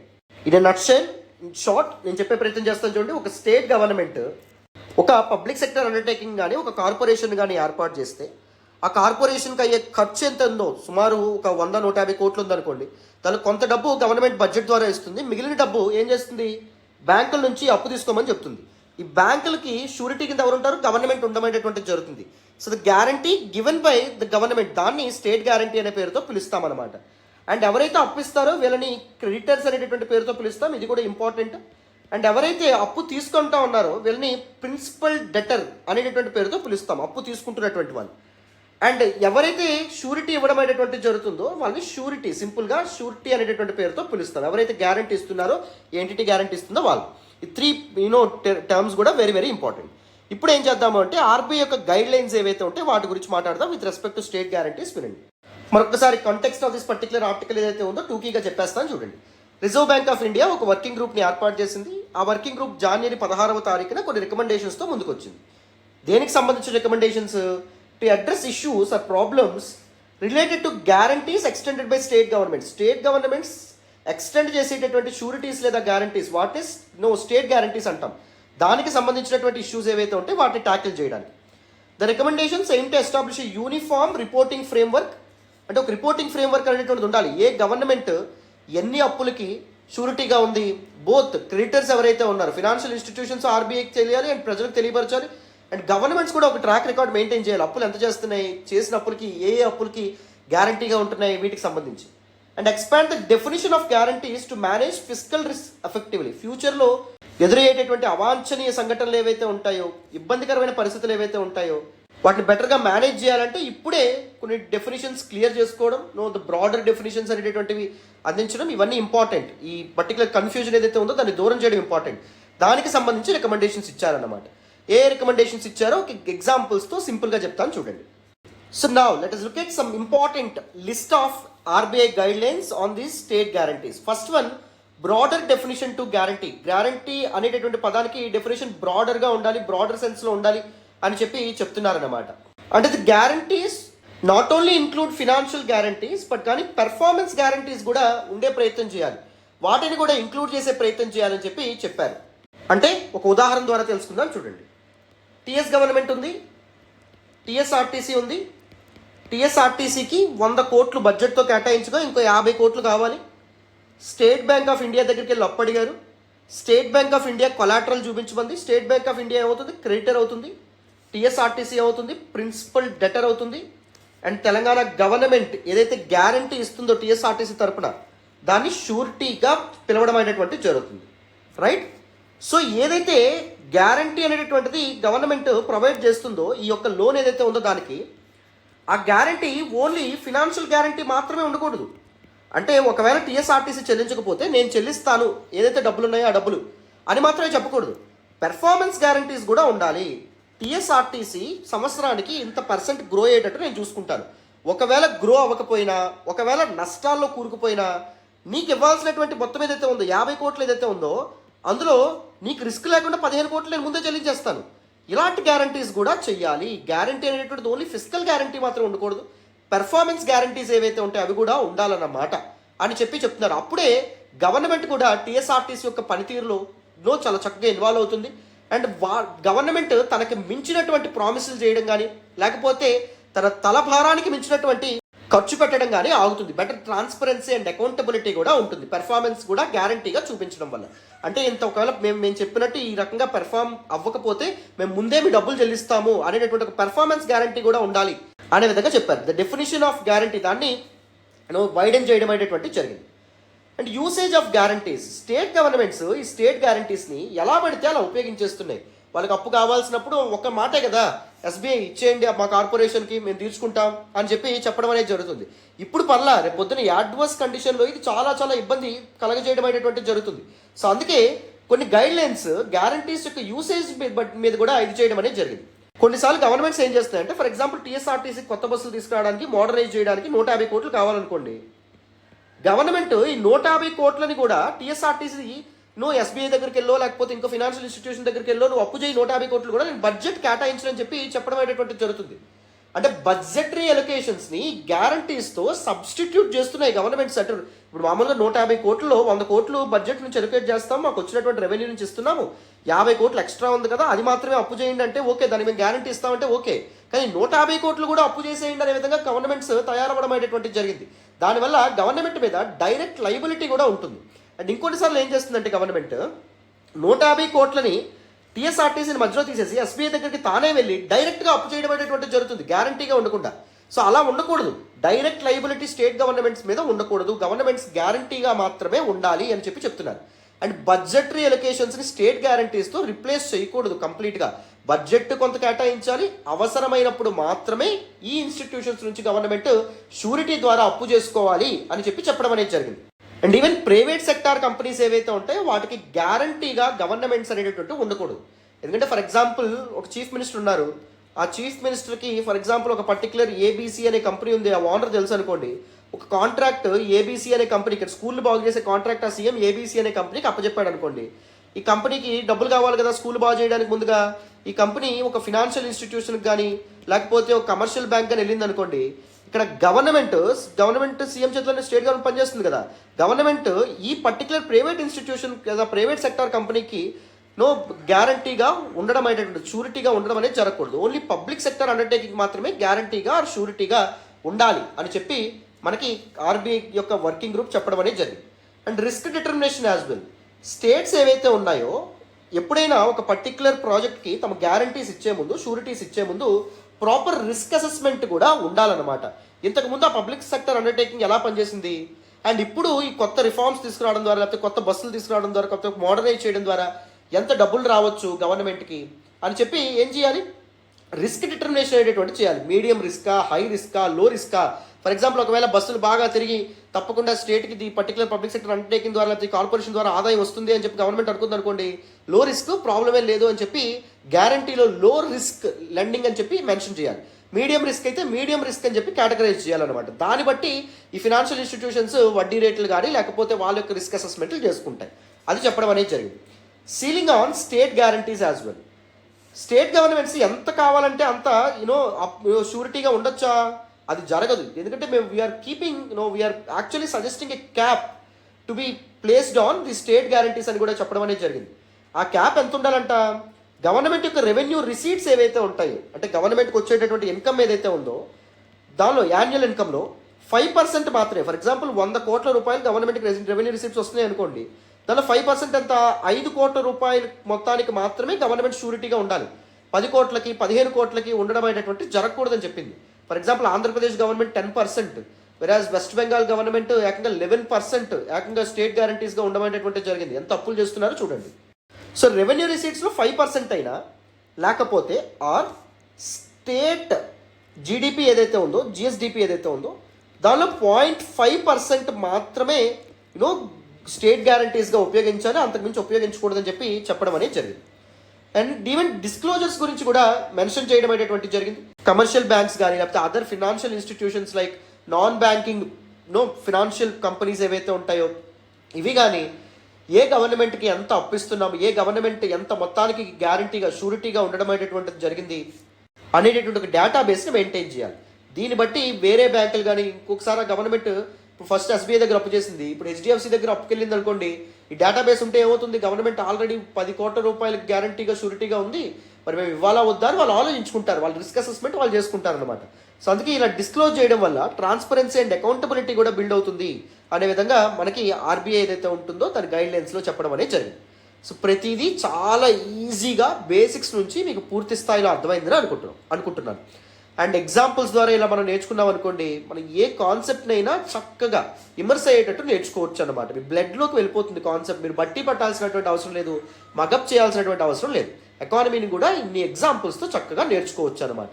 చక్కగా అందుకే హిందూ అనాలిసిస్ ఫాలో అవ్వండి. మీకు చాలా విషయాలని నేను ప్రతిరోజు చెప్తాను, చాలా మల్టిపుల్ ఆస్పెక్ట్స్ మీద మీకు అవగాహన వచ్చేలాగా బేసిక్స్ నుంచి చెప్పే బాధ్యత నాది.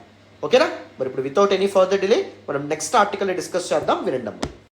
ఈ రోజు ద హిందూ అనాలిసిస్లో మనం మాట్లాడుకునే నెక్స్ట్ ఆర్టికల్ చూడండి, a closer look at Myanmar's discontent. One of the most important articles appeared in the Hindu newspaper today, relevant to GS paper 2 of our examination. International relations సంబంధించినటువంటి ఆర్టికల్, ఇండియా అండ్ ఇట్స్ నైబర్హుడ్కి సంబంధించినటువంటి article. This particular opinion article was authored by Krishnan Srinivasan, who was a former foreign secretary, and Sanjay Pulipaka is chairperson of the Politeia Research Foundation. This two authors దేని గురించి మాట్లాడుతున్నారంటే, మయన్మార్లో ongoing political టసిల్ ఏదైతే ఉందో, political issue ఏదైతే ఉందో దాని గురించి మాట్లాడుతున్నారు. మయన్మార్ పొలిటికల్ క్రైసిస్ గురించి మాట్లాడుతున్నారు అన్నమాట.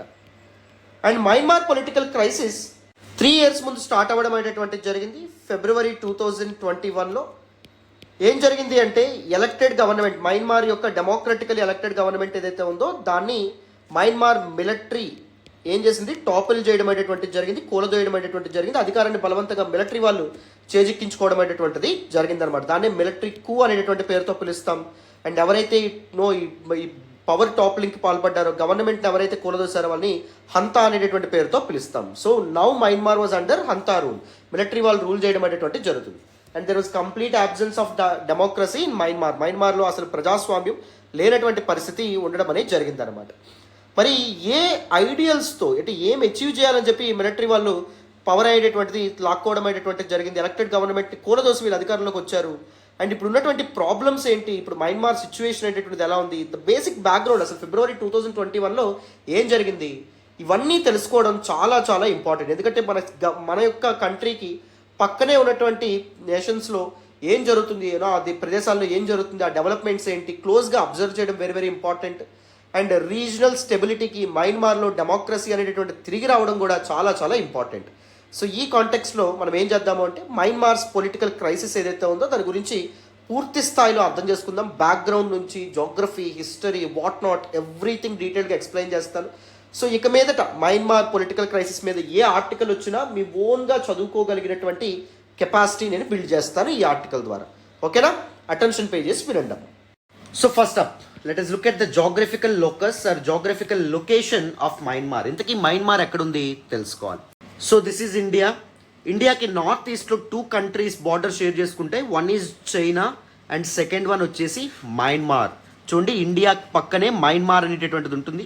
Around 1640 kilometres land border share చేసుకుంటుంది Myanmar. This land border stretches from India, China and Myanmar ట్రైజంక్షన్ here. ఎక్కడి నుంచి మీకు మొదలు పెడితే సో ఎక్కడి వరకు బార్డర్ షేర్ చేసుకోవడం అనేటటువంటి జరుగుతుంది, the trijunction of Bangladesh, Myanmar and India. So ఇక్కడ వరకు బార్డర్ షేర్ చేసుకోవడం అనేటటువంటిది జరుగుతుంది. And what are the Indian states? North eastern Indian states మయన్మార్తో ల్యాండ్ బార్డర్ షేర్ చేసుకుంటాయి. One is Arunachal Pradesh, second one వచ్చేసి నాగాలాండ్, థర్డ్ వన్ వచ్చేసి మణిపూర్, ఫోర్త్ వన్ వచ్చేసి Mizoram. Remember, Assam never shares land border with Myanmar. మయన్మార్తో అస్సాం ల్యాండ్ బార్డర్ షేర్ చేసుకుంటుందా అంటే share చేసుకోదు, గుర్తుపెట్టుకోవాలి. సో మరి ఇప్పుడు మయన్మార్ ఏ కంట్రీస్తో బార్డర్ షేర్ చేసుకుంటుంది? వన్ ఈజ్ ఇండియా, ఇండియాతో బార్డర్ షేర్ చేసుకుంటుంది ల్యాండ్ బార్డర్. అండ్ చైనాతో బార్డర్ షేర్ చేసుకోవడం అనేది జరుగుతుంది. అండ్ బంగ్లాదేశ్తో కూడా బార్డర్ షేర్ చేసుకోవడం అనేటటువంటి జరుగుతుంది. ఇక్కడ బంగ్లాదేశ్ బార్డర్ షేర్ చేసుకుంటుంది. చూడండి, ది స్మాల్ ల్యాండ్ బార్డర్ అనేటటువంటిది బంగ్లాదేశ్తో షేర్ చేసుకుంటుంది. అండ్ లావోస్తో బార్డర్ షేర్ చేసుకోవడం అనేది జరుగుతుంది. థాయిలాండ్తో కూడా బార్డర్ షేర్ చేసుకోవడం అనేటటువంటిది జరుగుతుంది. ఓకేనా? ఏ countries? One is India and second one Bangladesh, third one China, fourth one Laos, fifth one Thailand. ఈ కంట్రీస్తో బార్డర్ షేర్ చేసుకోవడం అనేటటువంటిది జరుగుతుంది Myanmar. And what is the old name of Myanmar? Myanmar యొక్క పాత నేమ్ ఏంటి అంటే బర్మా. బర్మా అనే పేరును కాస్త మయన్మార్గా మార్చడం అనేటటువంటిది జరిగింది మయన్మార్ గవర్నమెంట్ ఇన్ 1989. 1989లో ఈ పేరును మార్చారు. ఎందుకు మార్చారు ఏంటి అని చెప్పి నేను హిస్టరీ ఆఫ్ మయన్మార్ ఇప్పుడు మాట్లాడతాను. Historical background of this particular issue దానిలో డిస్కస్ చేద్దాం.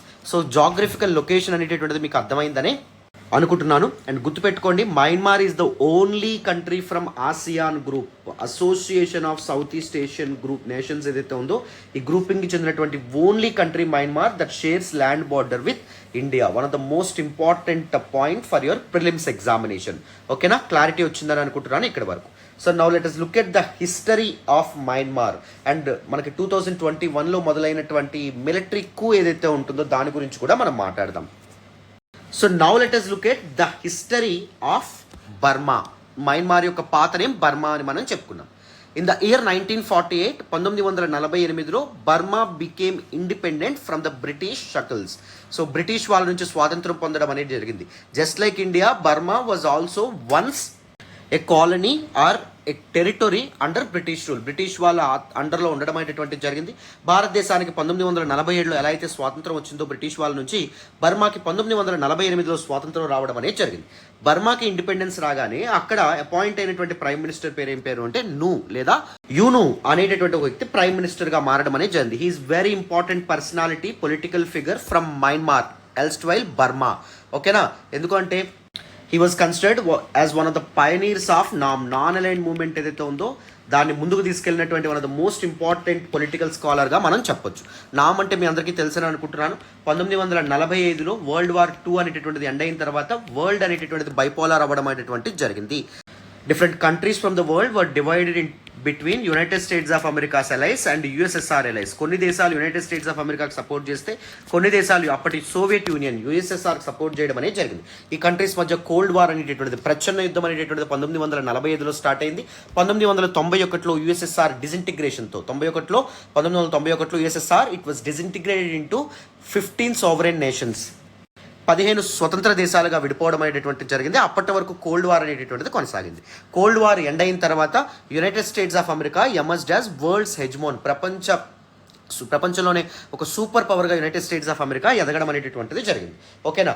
సో ఈ మధ్యకాలంలో 1940 తర్వాత వరల్డ్ అనేటటువంటిది బైపోలార్ అవ్వడం అనేది జరిగింది బిట్వీన్ దీస్ టూ పోల్స్. కొన్ని దేశాలు యూఎస్ఏకి సపోర్ట్ చేయడం మొదలుపెట్టినాయి, కొన్ని దేశాలు యూఎస్ఎస్ఆర్కి సపోర్ట్ చేయడం మొదలుపెట్టినాయి. కానీ కొన్ని దేశాలు మాత్రం అసలు ఎటువైపు ఎలైన్ అవ్వకుండా నాన్ అలైన్డ్గా ఉండడం అనేటటువంటిది జరిగింది. So some countries became part of this non align movement, like India. కానీ ఇండియా యుఎస్ వైపు వెళ్ళలేదు, యుఎస్ఎస్ఆర్ వైపు వెళ్ళలేదు, మధ్యలో ఉండడం అనేది జరిగింది. ఇష్యూ బేస్డ్గా సపోర్ట్ ఇస్తూ రావడం అనేది జరిగింది. ఫర్ ఎగ్జాంపుల్ వన్ పర్టికులర్ కాన్ఫ్లిక్ట్లో యూఎస్ఏ తప్పు ఉందనుకోండి, యుఎస్ఎస్ఆర్కి సపోర్ట్ చేసింది. యుఎస్ఎస్ఆర్ తప్పు ఉందనుకోండి, యునైటెడ్ స్టేట్స్ ఆఫ్ అమెరికాకి సపోర్ట్ చేయడం అనేటువంటి జరిగింది.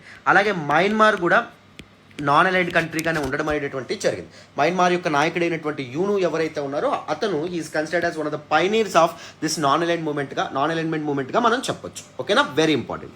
అండ్ నెక్స్ట్ 1962లో ఏమైంది అంటే యూనూస్ యొక్క పొలిటికల్ ఫ్యాక్షన్ ఏదైతే ఉందో it was ousted in a military coup అంటే అర్థం ఏంటి అంటే it is simply a sudden or violent overthrow of an existing government by a small military group.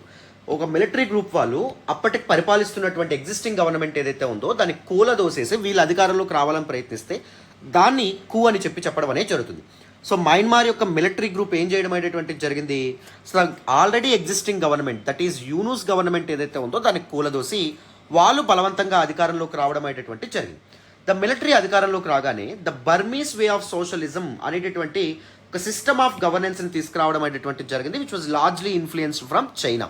So Myanmar also shares border with China, మనం already మాట్లాడుకున్నాం. So ఏం జరిగింది, 1949లో Chinese revolution అనేటటువంటిది మొదలైంది under the leadership of Mao Zedong.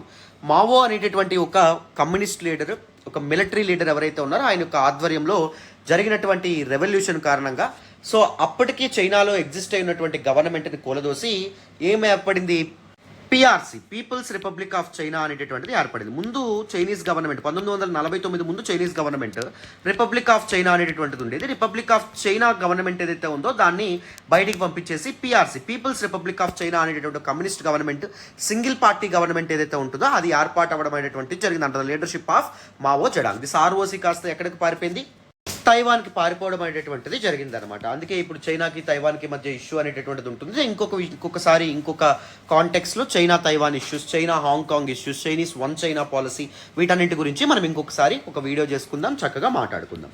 ఓకేనా.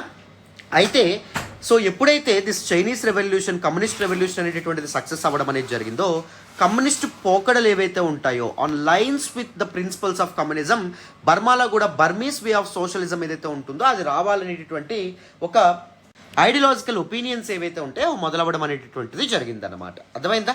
So మొత్తానికి 1949, 50లో communism అనేటటువంటిది బర్మాలో boil అవుతూ రావడం అనేది జరిగింది.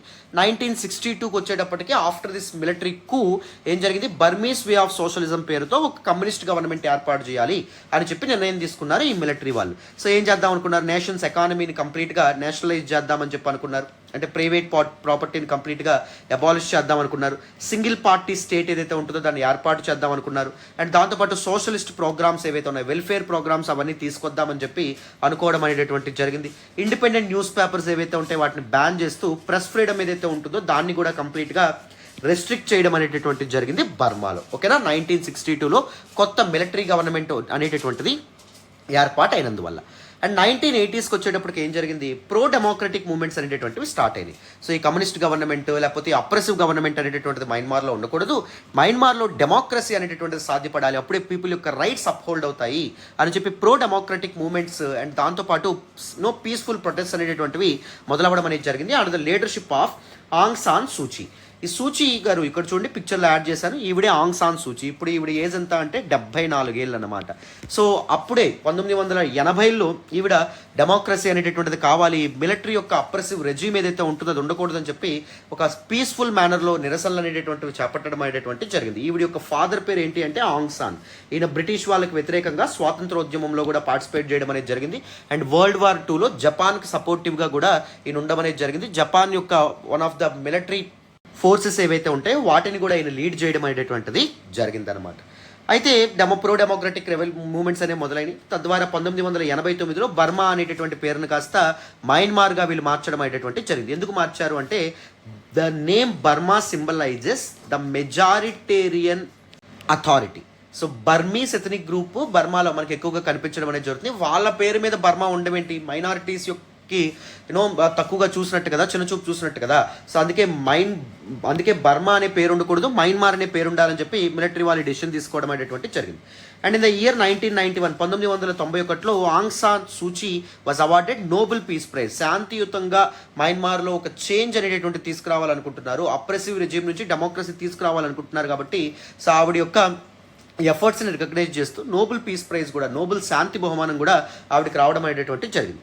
అండ్ ఇన్ ద ఇయర్ 2008 2008లో ప్రపంచవ్యాప్తంగా గ్లోబల్లీ ఎప్పుడైతే ప్రో డెమోక్రటిక్ రెవల్యూషన్స్ అనేటటువంటి అప్పుడప్పుడే స్టార్ట్ అవుతున్నాయో, western countries like United States of America కానీ, ఫ్రాన్స్ కానీ, యూకే కానీ, and some other countries like Australia కానీ, జపాన్ కానీ, ఇవన్నీ డెమోక్రసీ అనేటటువంటిది ప్రపంచవ్యాప్తంగా ఏర్పడాలని చెప్పి తమ వాయిసెస్ రైజ్ చేయడం అనేటటువంటి జరుగుతుందన్నమాట. ముఖ్యంగా థర్డ్ వరల్డ్ నేషన్స్ ఏవైతే ఉంటాయో అక్కడ.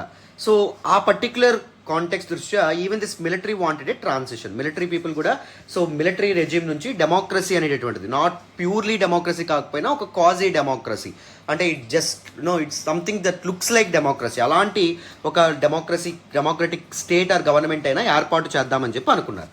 Finally the military had ordered a new constitution, కొత్త రాజ్యాంగాన్ని అప్పుడు తీసుకురావడం అనేటువంటి జరిగింది, వాళ్ళు ఏర్పాటు చేసుకోవడం అనేది జరిగింది. ఎందుకు ఈ కొత్త రాజ్యాంగాన్ని తీసుకున్నారు? That made sure the military's interest would be protected even if there is a transaction. అంటే మిలిటరీ రెజీమ్ నుంచి, మిలిటరీ గవర్నమెంట్ నుంచి డెమోక్రసీ ఏర్పడినప్పటికీ మిలిటరీ యొక్క ఇంట్రెస్ట్ ఏవైతే ఉంటాయో అండర్మైన్ అవ్వకుండా చాలా తెలివిగా కొత్త రాజ్యాంగాన్ని ఏర్పాటు చేసుకున్నారు. సో అందులో ఫస్ట్ ప్రొవిజన్ ఏంటి, పార్లమెంట్లో ఉన్నటువంటి మొత్తం సీట్స్లో 25% ఆఫ్ ద సీట్స్ మిలిటరీకి రిజర్వ్ చేయబడాలి. సో పార్లమెంట్లో ఉన్నటువంటి మొత్తం సీట్స్ ఏవైతే ఉంటాయో అందులో 25% ఆఫ్ ద సీట్స్ మిలిటరీకి రిజర్వ్ చేయడం అనేటటువంటి జరుగుతుంది. And the elections will happen for only 75% of the seats. మిగిలిన 75% ఆఫ్ ద సీట్స్ మాత్రమే ఎన్నికలు, ఎలక్షన్స్ అనేటటువంటివి జరగడం జరుగుతుంది అనమాట. అర్థమైందని అనుకుంటున్నాను. చూడండి, ఇక్కడ మిలిటరీ ఏం చేయాలనుకుంటుందంటే, మిలిటరీ ఆల్వేస్ ఈవెన్ డెమోక్రసీ వచ్చినా వాళ్ళే పవర్లోకి రావాలని చెప్పి అనుకోవడం అనేటువంటి జరుగుతుంది. ఫర్ ఎగ్జాంపుల్ మీకు క్లారిటీతో ఎక్స్ప్లెయిన్ చేద్దాం అనుకుంటున్నాను. మొత్తం ఫర్ ఎగ్జాంపుల్ కింద నేను చెప్తున్నాను, 80 సీట్స్ పార్లమెంట్ సీట్స్ అనేటటువంటి ఉన్నాయనుకోండి మయన్మార్లో. అందులో 25% of the seats, that means 20 seats military ఉంచుకుంటుంది. అండ్ ఎలక్షన్స్ ఎన్ని సీట్స్ జరుగుతాయి, మిగిలినటువంటి 60 సీట్స్ ఏవైతే ఉంటే వాటికి జరగడం అనేటువంటి జరుగుతుంది. ఫర్ ఎగ్జాంపుల్ మయన్మార్లో గవర్నమెంట్ అనేటటువంటిది ఏర్పడాలి అంటే మొత్తం ఎన్ని సీట్స్ అని చెప్పుకున్నాం, 80 సీట్స్ కదా. 80 సీట్స్లో ఎన్ని వస్తే గవర్నమెంట్ ఏర్పడుతుంది, 40 + 1 41 వస్తే ఏర్పడుతుంది. మ్యాజిక్ ఫిగర్ ఏమవుతుంది, 41. ఇక్కడ మీరు జాగ్రత్తగా గుర్తుపెట్టుకోవాలి, 20 సీట్లు ఎక్కడున్నాయి, మిలిటరీ వాళ్ళకు ఉన్నాయి. సో మిలిటరీ ఏం చేస్తుంది అంటే, ఈ మిగిలినటువంటి 60 సీట్లకు జరుగుతున్నటువంటి ఎన్నికల్లో వాళ్ళకి సంబంధించినటువంటి ఒక పొలిటికల్ పార్టీని పెడుతుంది అనమాట. అదర్ పొలిటికల్ పార్టీస్తో పాటు మిలిటరీ ఎయిడ్, మిలిటరీ అండదండలు ఉండేటటువంటి ఒక పార్టీ వస్తుంది. సో ఒకవేళ ఆ మిగిలినటువంటి పార్టీకి జస్ట్ 21, మిగిలిన 60 సీట్లలో 21 సీట్లు వస్తే సరిపోతుంది. ఎందుకంటే మిలిటరీకి ఆల్రెడీ 20 ఉన్నాయి కాబట్టి మిలిటరీ వీళ్ళకి హెల్ప్ చేస్తుంది కాబట్టి ఈ రెండింటిలో కోయిలేషన్ గవర్నమెంట్ ఏర్పడుతుంది. Finally military can retain its power. అర్థమైందా మీకు ఎంత డిసడ్వాంటేజ్ అనేటటువంటిది మిగిలిన పార్టీస్కి ఉండడం అనేది జరుగుతుందో? ఈ విధంగా తెలివిగా కొత్త రాజ్యాంగంలో కొత్త ప్రొవిజన్ అనేది తీసుకొచ్చారు. అండ్ దాంతోపాటు ఇంకొకటి ఏం చేశారు అంటే, ఈ సూచీ గారు ఎవరైతే ఉంటారో she is one of the most popular leader. ఆవిడ గెలిచే అవకాశాలు ఎక్కువగా ఉంటాయని చెప్పి తెలుసు ఎవరికి, మిలిటరీకి. అందుకే కాన్స్టిట్యూషన్లో ఏం పెట్టారు అంటే, సో ఎవరైనా ప్రెసిడెంట్ అవ్వాలి అంటే, మయన్మార్ ప్రెసిడెంట్ అవ్వాలంటే వాళ్ళ యొక్క సన్స్, కొడుకులు లేదా చిల్డ్రన్ ఎవరైతే ఉంటారో, పిల్లలు ఎవరైతే ఉంటారో వాళ్ళు కూడా తప్పకుండా మయన్మార్ సిటిజన్స్ తప్పకుండా అయ్యి ఉండాలి అని చెప్పి ఒకటి తీసుకురావడం అనేది జరిగింది. సూచీ గారు వే బ్యాక్ ఒక యూకే పర్సన్, యూరోప్కి చెందినటువంటి ఒక పర్సన్ పెళ్లి చేసుకోవడం అనేది జరిగింది. సో అక్కడ వాళ్ళకిద్దరికి పుట్టినటువంటి పిల్లలు ఎవరైతే ఉన్నారో వాళ్ళు అక్కడే స్థిరపడడం అనేది జరిగింది, అక్కడే సిటిజన్షిప్ ఉండడం అనేది జరిగింది. సో సూచీ గారి పిల్లల యొక్క సిటిజన్షిప్ యూరోపియన్ కంట్రీకి సంబంధించింది ఉంది కాబట్టి, యూకేకి సంబంధించింది ఉంది కాబట్టి సూచీ గారు ప్రెసిడెంట్ అయ్యే అవకాశం ఉండదు. అర్థమైతే ఈవిడ్ని ఎలిమినేట్ చేయడానికి ఈవిడ కోసమే ఒక స్పెషల్ ప్రొవిజన్ కూడా యాడ్ చేసేయడం అనేటువంటిది జరిగింది, వాళ్ళ ఇంట్రెస్ట్ని కాపాడుకోవడం కోసం. క్లారిటీ వచ్చిందని అనుకుంటున్నాను. మొత్తానికి 2010లో the military had agreed to experiment quasi democracy. ఎందుకంటే 2010-11 ఆ సమయంలో ప్రపంచ దేశాల్లో డిఫరెంట్ కాన్ఫ్లిక్ట్స్ అనేటువంటి మొదలైన ప్రో డెమోక్రసీకి సంబంధించినటువంటి కాన్ఫ్లిక్ట్స్. ఫర్ ఎగ్జాంపుల్ 2011లో మనం గమనిస్తే ఏం జరిగింది 2011లో మనకి అరబ్ స్ప్రింగ్ అనేటటువంటిది మొదలైంది. Different Arab nations like west Asian nations and north African nations ఏవైతే ఉంటాయో అక్కడ డెమోక్రసీ అనేటటువంటిది ఏర్పడాలి. అప్పుడు డిక్టేటర్స్ అక్కడ పరిపాలిస్తూ ఉండేవాళ్ళు, ఈజిప్ట్ని కానీ లేకపోతే లిబియాని కానీ. సో ఈ ప్రాంతాల్లో సిరియా కానీ ఈ ప్రాంతాల్లో డిక్టేటర్స్ అనేటటువంటి వాళ్ళు ఉండాలి, నియంత్రణ అనేవి ఉండేవాళ్ళు. 25 సంవత్సరాలు 30 సంవత్సరాలు కంటిన్యూస్గా రూల్ చేస్తూ ఉండేవాళ్ళు అనమాట. సో వాళ్ళ ప్రభుత్వాలు కూలిపోయి డెమోక్రసీ, ప్రజలు ఎన్నుకున్నటువంటి ప్రభుత్వాలు ఏర్పడాలని చెప్పి రెవల్యూషన్స్ మొదలవడం అనేది జరిగింది. So the spring of revolutions ఏవైతే ఉంటాయో, రివోల్ట్స్ ఏవైతే ఉంటాయో వాటిని అరబ్ స్ప్రింగ్ అనే పేరుతో పిలుస్తాం. ప్రపంచ దేశాల్లో డెమోక్రసీ వైపు ట్రాన్సిషన్ జరుగుతుంది కాబట్టి మొత్తానికి 2011లో మయన్మార్లో కూడా ఫస్ట్ డెమోక్రటిక్ జనరల్ ఎలక్షన్స్ అనేటటువంటివి జరిగినాయి. 2011లో జరిగినటువంటి జనరల్ ఎలక్షన్స్ని సూచీ గారు ఎవరైతే ఉన్నారో ఈవిడ బ్యాన్ చేయడం అనేటటువంటిది జరిగింది. ఈవిడ అబాలిష్ చేయడం అనేటటువంటిది జరిగింది. ఎందుకు అబాలిష్ చేసింది? ఈవిడ కోసమే కాన్స్టిట్యూషన్లో ఈ ప్రొవిజన్స్ అనేటటువంటివి యాడ్ చేశారు కదా. సో ఇది నిజంగా ట్రూ ఫామ్లో డెమోక్రసీ అనేటటువంటి సస్టైన్ అవుతుందా? అవ్వట్లా. మామూలుగా ఏమవ్వాలి డెమోక్రసీ 100కి 100 సీట్లు కూడా తప్పకుండా ఎన్నికల్లో పార్టిసిపేట్ చేసే విధంగా ఉండాలి. ఎవరైతే ప్రజలు ఎన్నుకుంటారో వాళ్ళే ఉండాలి. కానీ మిలిటరీ 25% సీట్స్ రిజర్వ్ చేసుకోవడమే కాకుండా అన్డ్యూ అడ్వాంటేజ్ మిలిటరీ పొందడం అనేటటువంటిది జరుగుతుంది even in the elections. So అందుకే ఆవిడ కంప్లీట్గా ఎలక్షన్స్ని బ్యాన్ చేయడం అనేటటువంటిది జరిగింది. ఈ దృష్ట్యా మనకి మీ సూచీ గారిని కూడా అరెస్ట్ చేయడం అనేటటువంటిది జరిగింది. అండ్ ఇన్ ద ఇయర్ 2016 2016లో మళ్ళీ ఎలక్షన్స్ అనేటటువంటివి జరిగింది. 2015లో ఎలక్షన్స్ జరిగినాయి. 2015 ఎలక్షన్స్ 2016లో రిజల్ట్ అనేటటువంటిది రావడం అనేది జరిగింది. ఈ రిజల్ట్స్లో ఈ ఎన్నికల్లో సూచీ గారు పార్టిసిపేట్ చేయడం అనేది జరిగింది. సూచీ గారి యొక్క National League for Democracy NLD party participate చేయడం అనేది జరిగింది. సూచీ గారు ఎలాగో ప్రెసిడెంట్ అవ్వలేరు because of a provision from the constitution. అందుకే ఆవిడ స్టేట్ కౌన్సిలర్గా నియమింపబడ్డం అనేటటువంటిది జరిగింది. Of course de facto authority ఈవిడ చేతుల్లోనే ఉండేదన్నమాట. ఈవిడే గవర్నమెంట్ యొక్క డెసిషన్స్ తీసుకోవడం అనేటటువంటిది జరిగింది.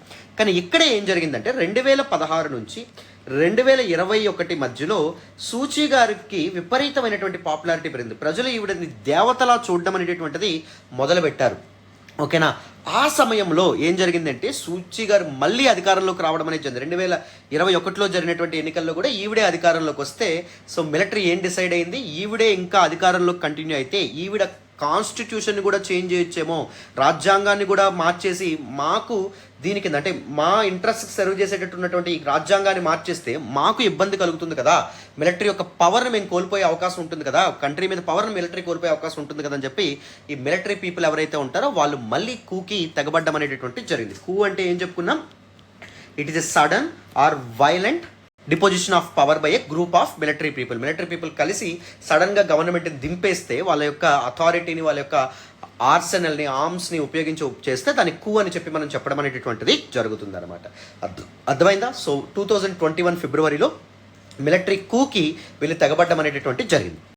So look at this military coup in 2021. 2015 నుంచి 2020 ఎలక్షన్స్ మధ్యలో it showed the growing popularity of Suu Kyi గారి పాపులారిటీ పెరగడం అనేది జరిగింది.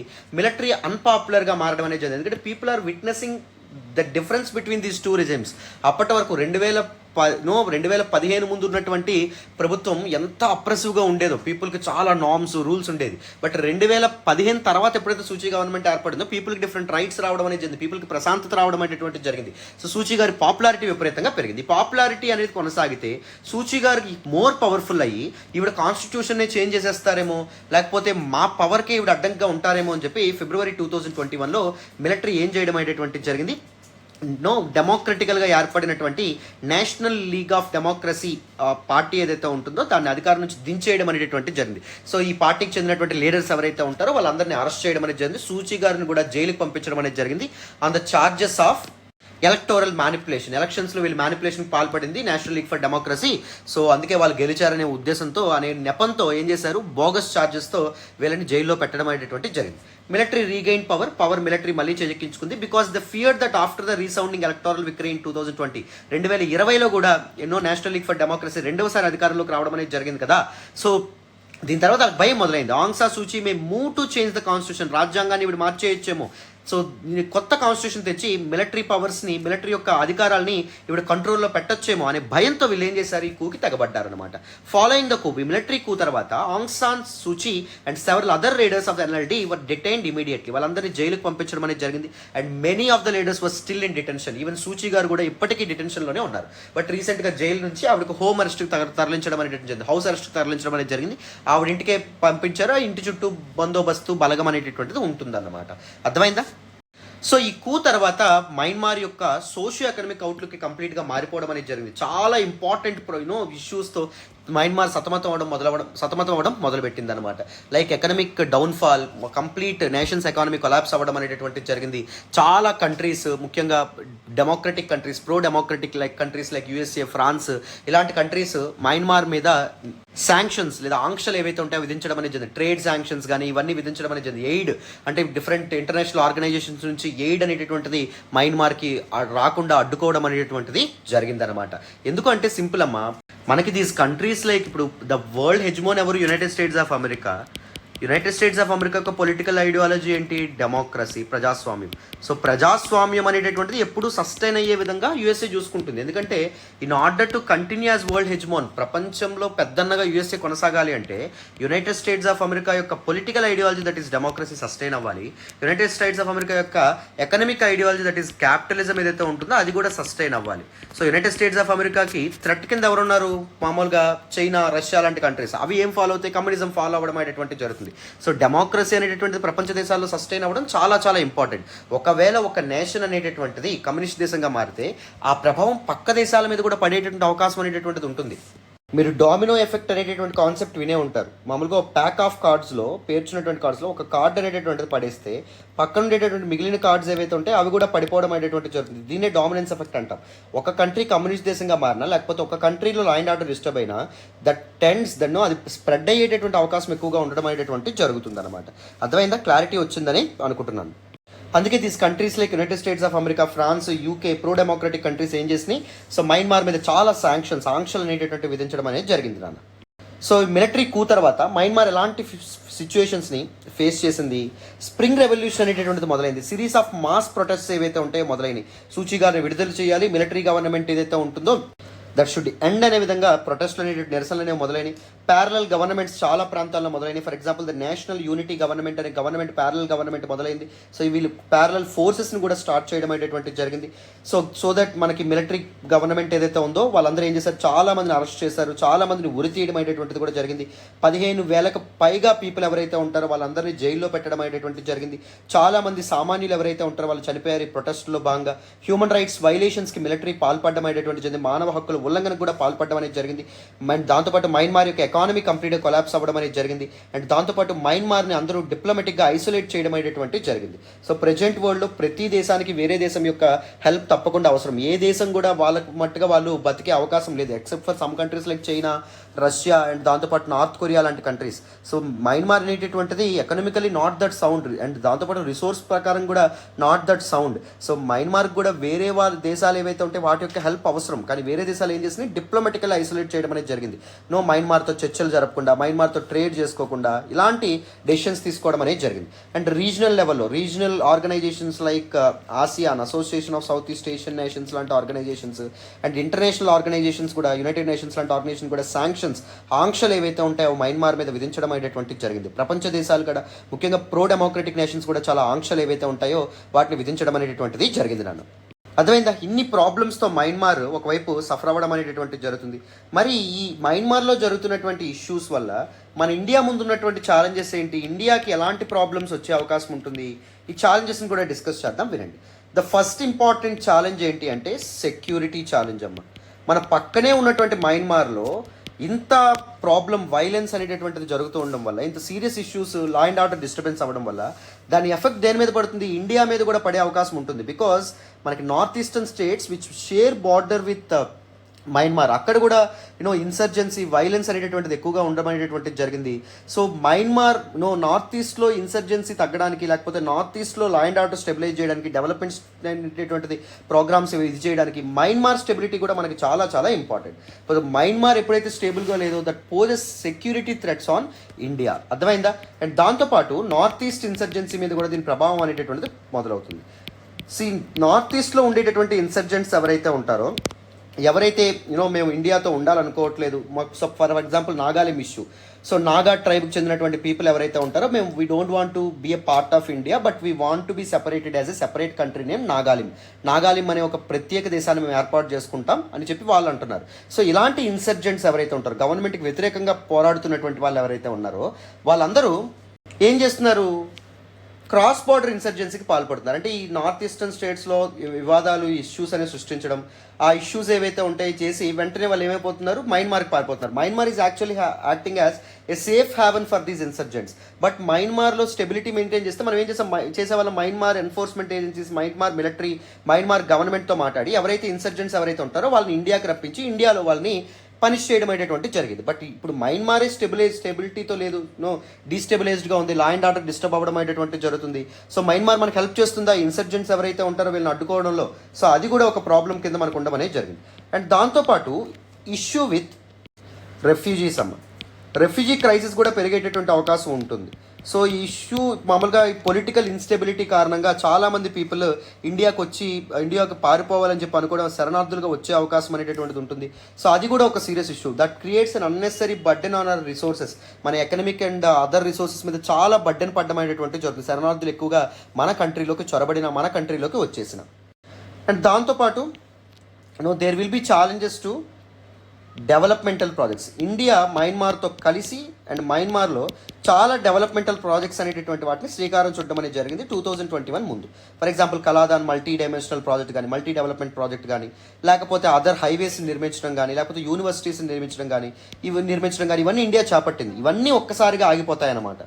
అది కూడా ఒక serious issue. What ever the investment that we have done, so అదంతా వేస్ట్ అయ్యే అవకాశం అనేటటువంటిది ఉంటుంది. అండ్ దాంతోపాటు దిస్ మిలిటరీ హంటా ఏదైతే ఉందో అది ఏం చేయడం అనేది జరుగుతుంది, చైనాకి దగ్గరగా అవ్వడం అనేది జరుగుతుంది. అది కూడా ఒక పెద్ద ప్రాబ్లం. సో ఇండో పసిఫిక్ రీజియన్లో చైనీస్ డామినెన్స్ ఏదైతే ఉంటుందో దాన్ని తగ్గించాలని చెప్పి ఇండియా అనుకుంటుంది. కానీ మయన్మార్ లాంటి ఒక ఇంపార్టెంట్ కంట్రీ, మరీ ముఖ్యంగా ఇండియాతో ల్యాండ్ బార్డర్ షేర్ చేసుకుంటున్నటువంటి కంట్రీ, సో మన చైనాకి దగ్గరగా వెళ్ళడం అనేటటువంటిది ఇండియా యొక్క ఇండో పసిఫిక్ పాలసీ ఏదైతే ఉంటుందో దానికి వ్యతిరేకంగా ఉంటుంది. ఇండియా యొక్క స్ట్రాటజిక్ ఆస్పెక్ట్స్ ఏవైతే ఉంటాయో వాటిని కూడా అండర్మైన్ చేయడం అనేటువంటి జరుగుతుంది. This is also an important challenge. అర్థమైందా? సో కంప్లీట్గా డీటెయిల్డ్గా దిస్ పర్టికులర్ టాపిక్ మీకు అర్థమైందని అనుకుంటున్నాను. అండ్ ఇప్పుడు మనకి బ్యాక్గ్రౌండ్ అర్థమైంది కాబట్టి న్యూస్లోకి ఏమొచ్చిందో చెప్పేటటువంటి ప్రయత్నం చేస్తాను. చూడండి, రీసెంట్గా మిలిటరీ వాళ్ళు ఏం చేశారు అంటే సూచీ గారికి బోగస్ కేసులు అనేవి పెట్టి మొత్తం 33 సంవత్సరాలు జైలు శిక్ష అనేది విధించారు. ఆవిడ ఆల్రెడీ 74 ఏళ్ళ వయసు ఉన్నటువంటి ఆవిడ ఇప్పుడు 33 ఏళ్ళు జైలు శిక్ష పడితే ఆల్మోస్ట్ ఆవిడ అప్పటి వరకు ఉంటుందో లేదో తెలియనటువంటి పరిస్థితి, అవునా కదా? 33 ఏళ్ళు జైలు శిక్ష అనేటటువంటిది విధించారు. దీనిలోంచి 6 ఇయర్స్ ఇప్పుడు తగ్గించి కేవలం 27 ఇయర్స్ మాత్రమే శిక్ష పడుతుంది ఆవిడకి అని చెప్పడం అనేది జరిగింది.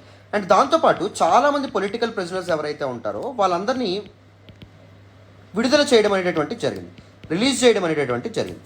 ఈ దృష్ట్యా it is a positive outcome. Military కూడా గవర్నమెంట్ ఏర్పాటు చేయాలి, లేకపోతే మిలిటరీ మయన్మార్లో ఎలక్షన్స్ కండక్ట్ చేయాలనుకుంటుంది అని చెప్పి చాలామంది అనుకుంటున్నారు. కానీ that is a distant reality అని చెప్పి మనకి ఈ ఆర్టికల్లో మనకి హిందూ వాళ్ళు చెప్పడం అనేటటువంటి జరిగింది. ఈ ఆర్టికల్లో ఏం చెప్పారంటే ఒకవేళ వాళ్ళు ఎలక్షన్స్ కండక్ట్ చేయాలనుకున్నా ఆల్ పార్ట్స్ ఆఫ్ ద కంట్రీలో వాళ్ళు ఎలక్షన్స్ కండక్ట్ చేయలేరు because of the resistance from the people already మిలిటరీకి వ్యతిరేకంగా ఉన్నారు. మిలిటరీ ఏ డెసిషన్ తీసుకున్నా దానికి వ్యతిరేకంగా ఉండడం జరిగింది. యాక్చువల్లీ మిలిటరీ గవర్నమెంట్ ఏదైతే ఉందో అది క్యాపిటల్ కాకుండా మయన్మార్ యొక్క రాజధాని కాకుండా మిగిలిన చాలా ప్రాంతాల్లో తన హోల్డ్ని కోల్పోయింది. సో వాటన్నింటిలో హోల్డ్ తెచ్చుకునే పరిస్థితి అయితే ఇక మీద కనిపించట్లేదు అని చెప్పి మనకి ఈ ఆర్టికల్లో చెప్పడం అనేటటువంటిది జరిగిందమ్మ. అర్థమైందా? క్లారిటీ వచ్చిందని అనుకుంటున్నాను. So elections in Myanmar actually distant reality అని చెప్పి మనకి దిస్ పర్టికులర్ ఆర్టికల్లో చెప్పడం అనేటటువంటి జరిగింది. కంప్లీట్గా దిస్ పర్టికులర్ టాపిక్ మీ అందరికీ అర్థమైందని అనుకుంటున్నాను, కంప్లీట్గా డీటెయిల్గా అర్థం చేసుకున్నారని అనుకుంటున్నాను. So this all about this particular article and this all about today's the Hindu analysis అమ్మ. చక్కగా ప్రతిరోజు ద హిందూ అనాలిసిస్ ఫాలో అవ్వండి. చాలా విషయాల మీద మీకు పూర్తి అవగాహన వచ్చేలాగా డిస్కస్ చేద్దాం ప్రతి టాపిక్ని. స్లోగా నేను నెంబర్ ఆఫ్ ఆర్టికల్స్ని కూడా పెంచే ప్రయత్నం చేస్తాను. నాకు వేరే కమిట్మెంట్స్ కూడా ఉండవనే జరిగింది. Syllabus completion commitments and other ఇన్స్టిట్యూషన్లో ఆప్షనల్ కమిట్మెంట్స్ కూడా కొన్ని ఉన్నాయి, అవి కంప్లీట్ చేస్తూ ఉన్నాను present. So slowly article number ఏదైతే ఉందో అది కూడా పెంచుతాను. సో మీకు ఎఫర్ట్స్ వస్తున్నట్టయితే please do hit that big fat like button. Explanation ఎలా ఉందో కామెంట్ చేయండి. మీ ఫ్రెండ్స్ అండ్ ఫెలో ఆస్పిరెంట్స్ కూడా మన వీడియోస్ షేర్ చేసే ప్రయత్నం చేయండి. Thank you so much for all the support and all the love so far. Bye నాన్న.